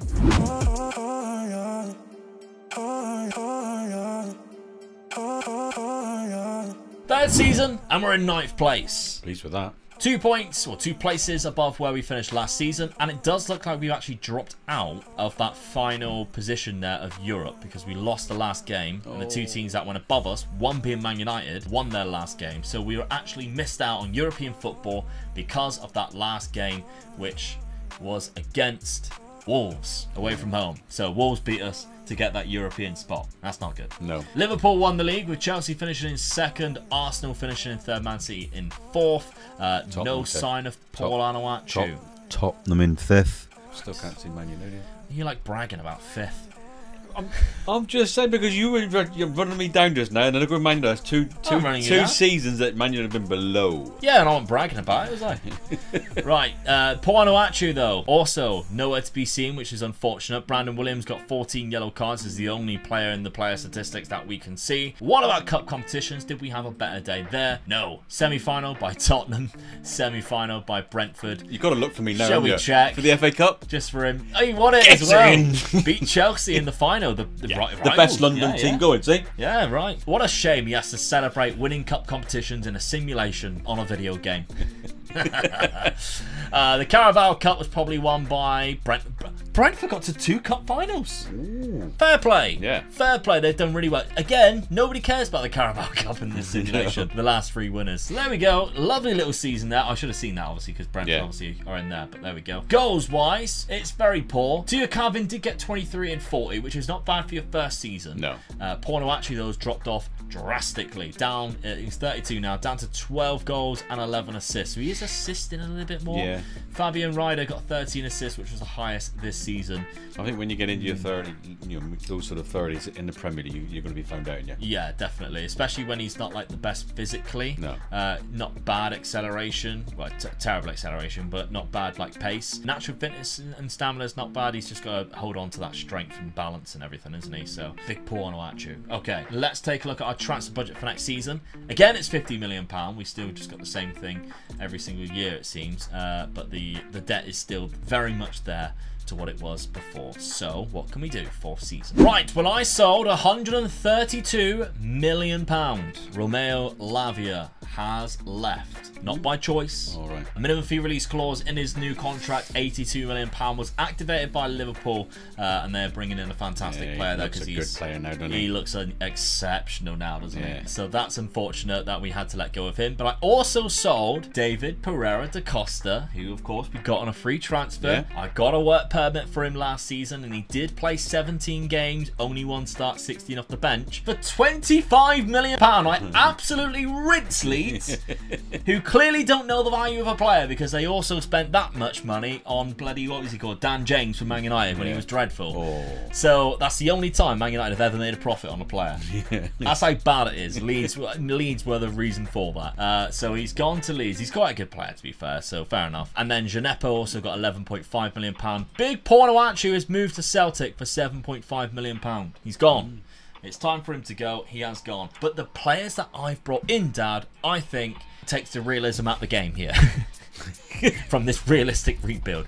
So continue from now on. We are no longer in the realistic rebuild part of this. We're now in the fantasy side of it because somehow Christopher Nkunku, who is a free transfer, who's just joined Chelsea, by the way, the day that we're recording this, for about £60 million, joined us on a free transfer because nobody else wanted him. And he scored 2 already. And 3 assists. Yeah. He is a phenomenal player.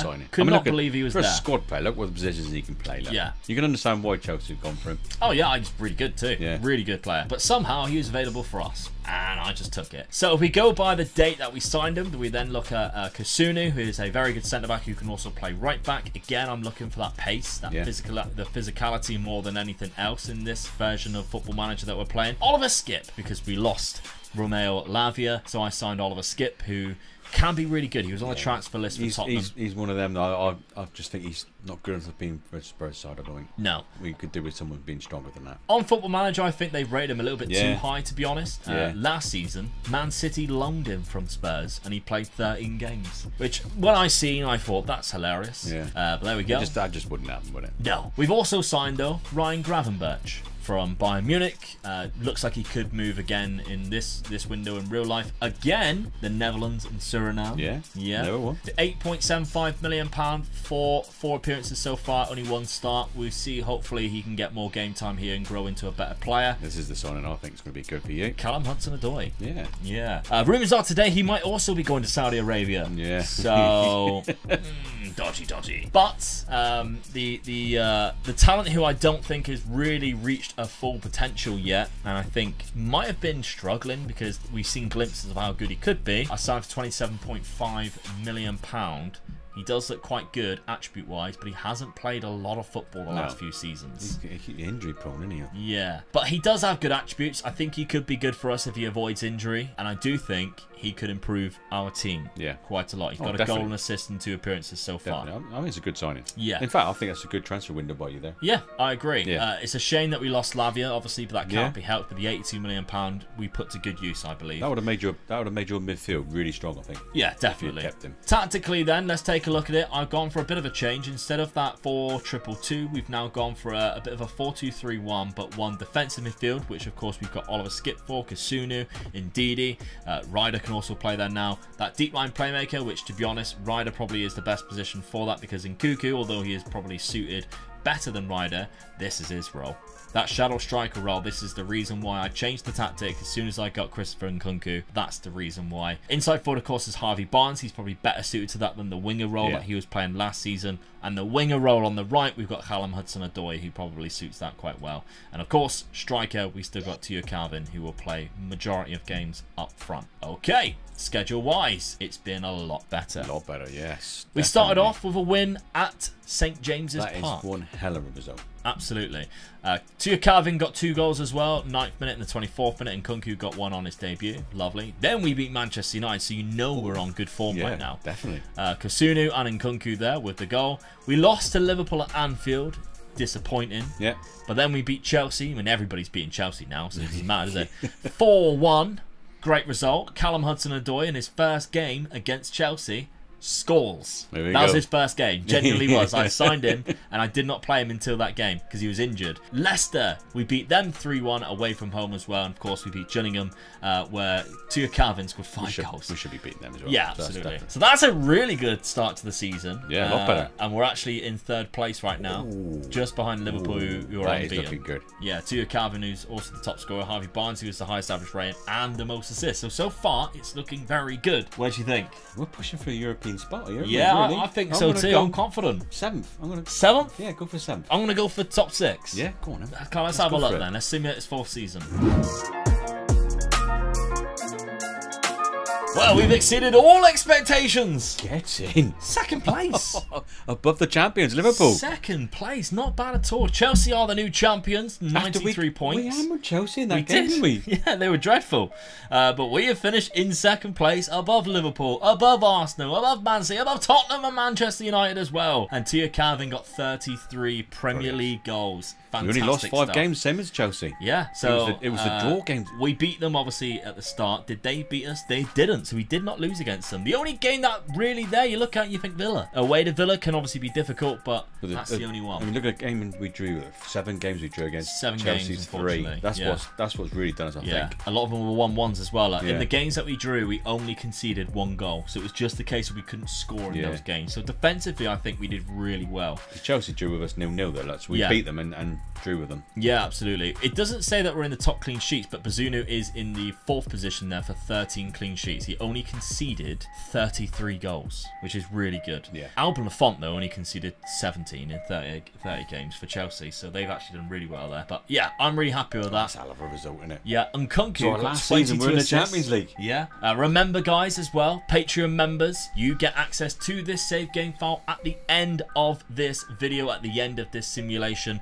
On the £5 tier, Omega Loot Gaming, patreon.com/Omega Loot Gaming. Also, the link is at the top of the description underneath today's video sponsor. Don't forget, so if you go down, check that out. You do take it over as well. Let us know how you get on. It's Yeah. interesting when anybody says to us, you know, how they're getting on, and we've done this, we've done that. It's brilliant, isn't it? Definitely. Yeah. Chat down in the comment section. You'll have a chance to speak to me and Dad down in there about this, about the club, about anything involving with football. Dad loves to talk about football. So if you have a question for him, obviously leave it down in the comment section and Dad will get back to you. Other cup competitions then, because we're in the Champions League next year. How have we done? Quarter-final of the FA Cup by Liverpool and quarter-final by Brentford in the Carabao Cup. That's all right. That's a good season. That's a really good season. Liverpool won the FA Cup this season. The Carabao Cup this year was won by Chelsea, who got the domestic double then. Goals-wise, 43 and 44 appearances for Teo Calvin. Really good. Yeah. Harvey Barnes, 14 goals and 12 assists. That's better. A little bit better, yeah. That's what we expected. That inside forward role probably helped in there.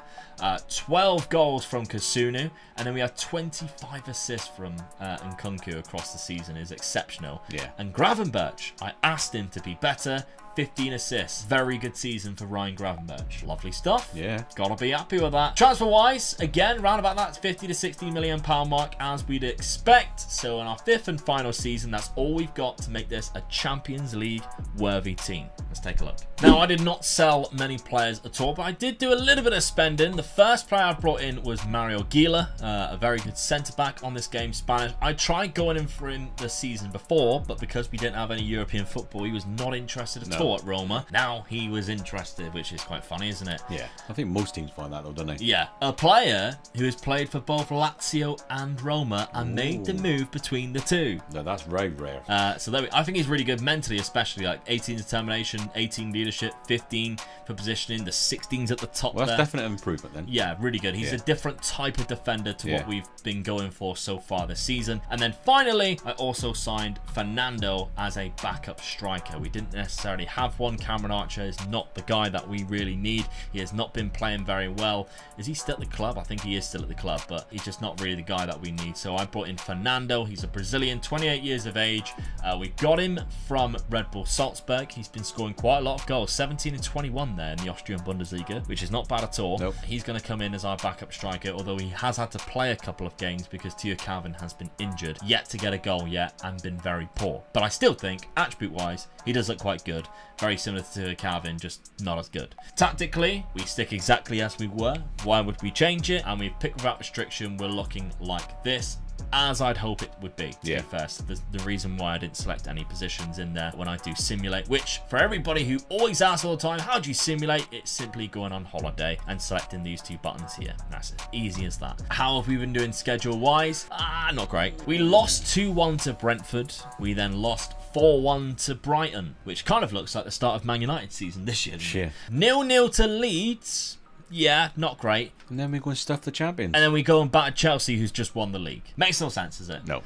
But there we go. That's football for you, though, isn't it? That is football for you. Let's take a look then. Our Champions League campaign. This might be the first time that we've ever played in the Champions League, Southampton. I don't believe they've ever played in the European Cup. Don't think so. No, I don't think so either. Slavan Liberec. We got Leipzig, Real Madrid at home. That's going to be a lovely one. Yeah. Down at St. Mary's. AC Milan away. Good away trip right after that. Then we are hosting Olympiacos and Ajax. Then away trip to Barcelona in January. Unfortunately, you can't go enjoy the beach. And then a home against Lazio. Some really tricky ones in there, isn't it? Well, Real Madrid and Lazio coming to our ground and 11,000 people, they're going to be thinking, hey? No, we ain't got 11,000. That's Bournemouth. Oh, of course, yeah. Sorry. Our stadium's 32. Yeah. Oh, because of the new St. Mary's, Yeah, so not bad. Nope. It's still, it's a good enough number to welcome these clubs, but it's how we're going to do and get on in this group, isn't it? Are we going to progress in the top 8? Do you think it's top 24 situation? I'm hoping we'll be in the top 24. Yeah, I can't see us being in the playoff. top 28. Top 8. Yeah, no, very difficult to do that, especially with the games that we've got against, the two El Clasico sides. Which, by the way, if you haven't checked out, me and Dad did an El Clasico rebuild against each other. Dad took control of Real Madrid with all the money. I took control of Barcelona with no money, loads of debt, but some of the very talented players there. Go check out. It's probably our best ever video. It was good fun. Yeah, it was good fun. And for everybody asking, why aren't you doing it every single week? It's impossible for us to do it every single week unless Dad lived with me and didn't have a job. So we are working on the next one, which hopefully will be with you in a couple of weeks' time. We're hoping to push one a month, really, aren't we? That's the aim, yeah, because they are difficult to do, obviously, with the way situations are. We've got to do that video behind the scenes of doing this type of video. That's it. So. Yeah, so there we go. We will hopefully bring you one in a couple of weeks' time, so we have one every single month. I know you guys absolutely loved it and enjoyed it. Yeah, thank you for all the good comments as well. Yeah, definitely. Much appreciated. Right, let's simulate this 5th and final season and see how we get on here. Final season, down in 8th place. It's the drop-off that I kind of expected, to be honest. I didn't think it'd be that far. I thought 5th or 6th. I thought that's how far we dropped down. The only team I would have took out of that, really, above us would have been Brighton. Brighton, yeah. Really, so you're looking at the rest of the teams, you'd expect them two other teams to be there, wouldn't you, really? Yeah. So Arsenal, though, new champions. Yeah. They finished on 83 points. The same points as Manchester City, but a better goal difference. Very interesting stuff there. Especially seeing Haaland is at City. Yeah, 30 goals he got this season. Harvey Barnes was our top scorer with 19. Yeah, that's That's weird, isn't it? That's why we finished where we finished then. Yeah, Tia Carvin, nowhere to be seen right now. No. Sunderland came up, went straight back down. Brentford went down after they beat us at the start of the season. And West Brom, we mentioned yo-yo teams. Yeah. They are back down again. Norwich stayed up, they stayed up, 36 when points. I said they were probably going down, they've stayed up again, so well done, Norwich. Fulham must feel lucky because they stayed up with 28 points. Which is one of the lowest tallies that I've ever seen for a club to stay up. But there we go. Cup competitions then. How have we done? Our first season in the Champions League. Did we manage to go any further than, you know, the group stage? Oh my god. Bloody hell. Winners of the FA Cup. Winners of the FA Cup. Let's go. But runners up in the Champions League. Whoa. Hey, I'd finish on that, mate. My god, that's... Thank you very much. That was brilliant. FA Cup. Imagine if we had won that. God, that was deep. 2-1 against West Ham in the FA Cup final. Tia Carvin, he's still there. Good. I thought he might have been like transferred out. 11 minutes and 40th minute. Come on, mate. We're all saying it. We're all saying it. Who do we play in the Champions League? Who do we play in the Champions League final? We are runners up. Arsenal. No. Arsenal. So Arsenal are double winners there. They beat us 1-0 in the final in the 40th minute. Oh, Brandon Williams cost us that. We were down to 10 men. After 10 minutes. Oh, that's horrible. That's so annoying. But let's take a look then at our journey because I think that's going to be more fun. Yeah, definitely. Look how close we were to finish in the top 8. We mentioned that, didn't we? God. Not bad at all. We finished above Arsenal and Real Madrid and Barcelona. So we played. You've got to look at our results then because we beat Real Madrid at home. Our home games, you haven't said it in a while. You win your home games, you'll go through in the Champions League. Gotta win your home games. Yeah. We beat Lazio, we beat Ajax, Olympiacos 7-0. We also beat Real Madrid. And that's why we went through. Yeah. We lost 3 games, didn't draw any. Barcelona, AC Milan, and Leipzig. 4-2 at Barcelona. That's the hell result, though, isn't it? Great game. Great game. From that, we went into the knockout playoff round where we eliminated Atletico Madrid. So we've now played against the top 3 in Spain. We knocked them out 8-3 on aggregate. Hell of a result. What a tie. Round of 16, we then come up against Bayern Munich. That was cheap. Bayern Munich, and we knocked them out 4-2 on aggregate, which is hilarious. I think that must, and we only lost 1-0 in the second leg, so we beat them in the first leg 4-1. Incredible stuff. The quarterfinals, we then knocked out Leipzig, the team that we lost against in the league phase, and at this point, there's only Inter, Arsenal, and Liverpool, so we either knocked out Inter Milan or Liverpool in the semi-final. We knocked out Liverpool 8-2. We beat them 6-0. 6-0. At home, what a result in the semi-final, in probably, I'm going to say it, Southampton's greatest ever day. Yeah. That has to be. Oh, yeah, have to be. Even though they won the FA Cup a couple of weeks later, that has to be the best day in their history. In the semi-final of the Champions League Cup against Liverpool. Yeah, to put them into the final. You know, you're not just talking any team, is it? It's Liverpool. That is incredible stuff. So we'll definitely take that. Absolutely exceptional because they were multi-time winners here in this simulation. They won it back-to-back in the first couple of seasons. Well, when we done our challenge, they were always there. Liverpool won the Champions League each time, didn't they? They were always there. Jurgen Klopp's still there. They still got Mo Salah, Trent, Andrew Robertson. They still got all of these fantastic players, and we knocked them out, beating them 6-0 in the semi-final. Incredible stuff. So squad-wise, 36 goals from Tia Carvin, but Harvey Barnes got 26, and Nkunku got 22. Fernando from the bench. I said he was doing terrible at the start. He got 16 goals from the bench. We'll take that. He had 29 starts as well, so it looks like Tia Carvin missed a couple of games or he was injured, and Fernando stepped up, and that's what we needed. Callum Hudson-Odoi even had a good season with 15 assists, as did Reader. Fantastic stuff. Harvey Barnes did very good. 26 goals and 9 assists. That's more impressive to me. And Nkunku, 22 and 25 assists from a free transfer. So he had the same amount of goal contributions almost there as what he actually played games. So very close to it. Incredible stuff. Very good. For you Patreon members, you have £77 million. So again, the 6th season is always the most. What is their task, Dad, for these next 4 years? It's going to be an hard one now, isn't it? Yeah. That's 5 seasons even. I'm going to go Premier League. Premier League. Try and win the Try and win the Premier League. I think that was a real good fluke for us. We were really lucky to get to the final. Yeah. But we're building a good side here, and with that, you've got transfer money there, 72 million.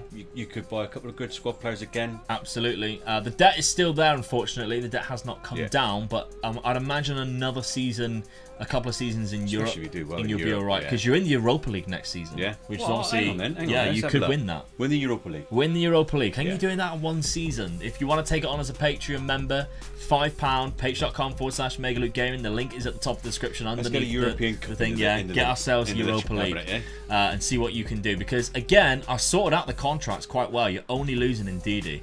The rest of the players here, you've got a few players who run out of contract next year, but none of them are first team players.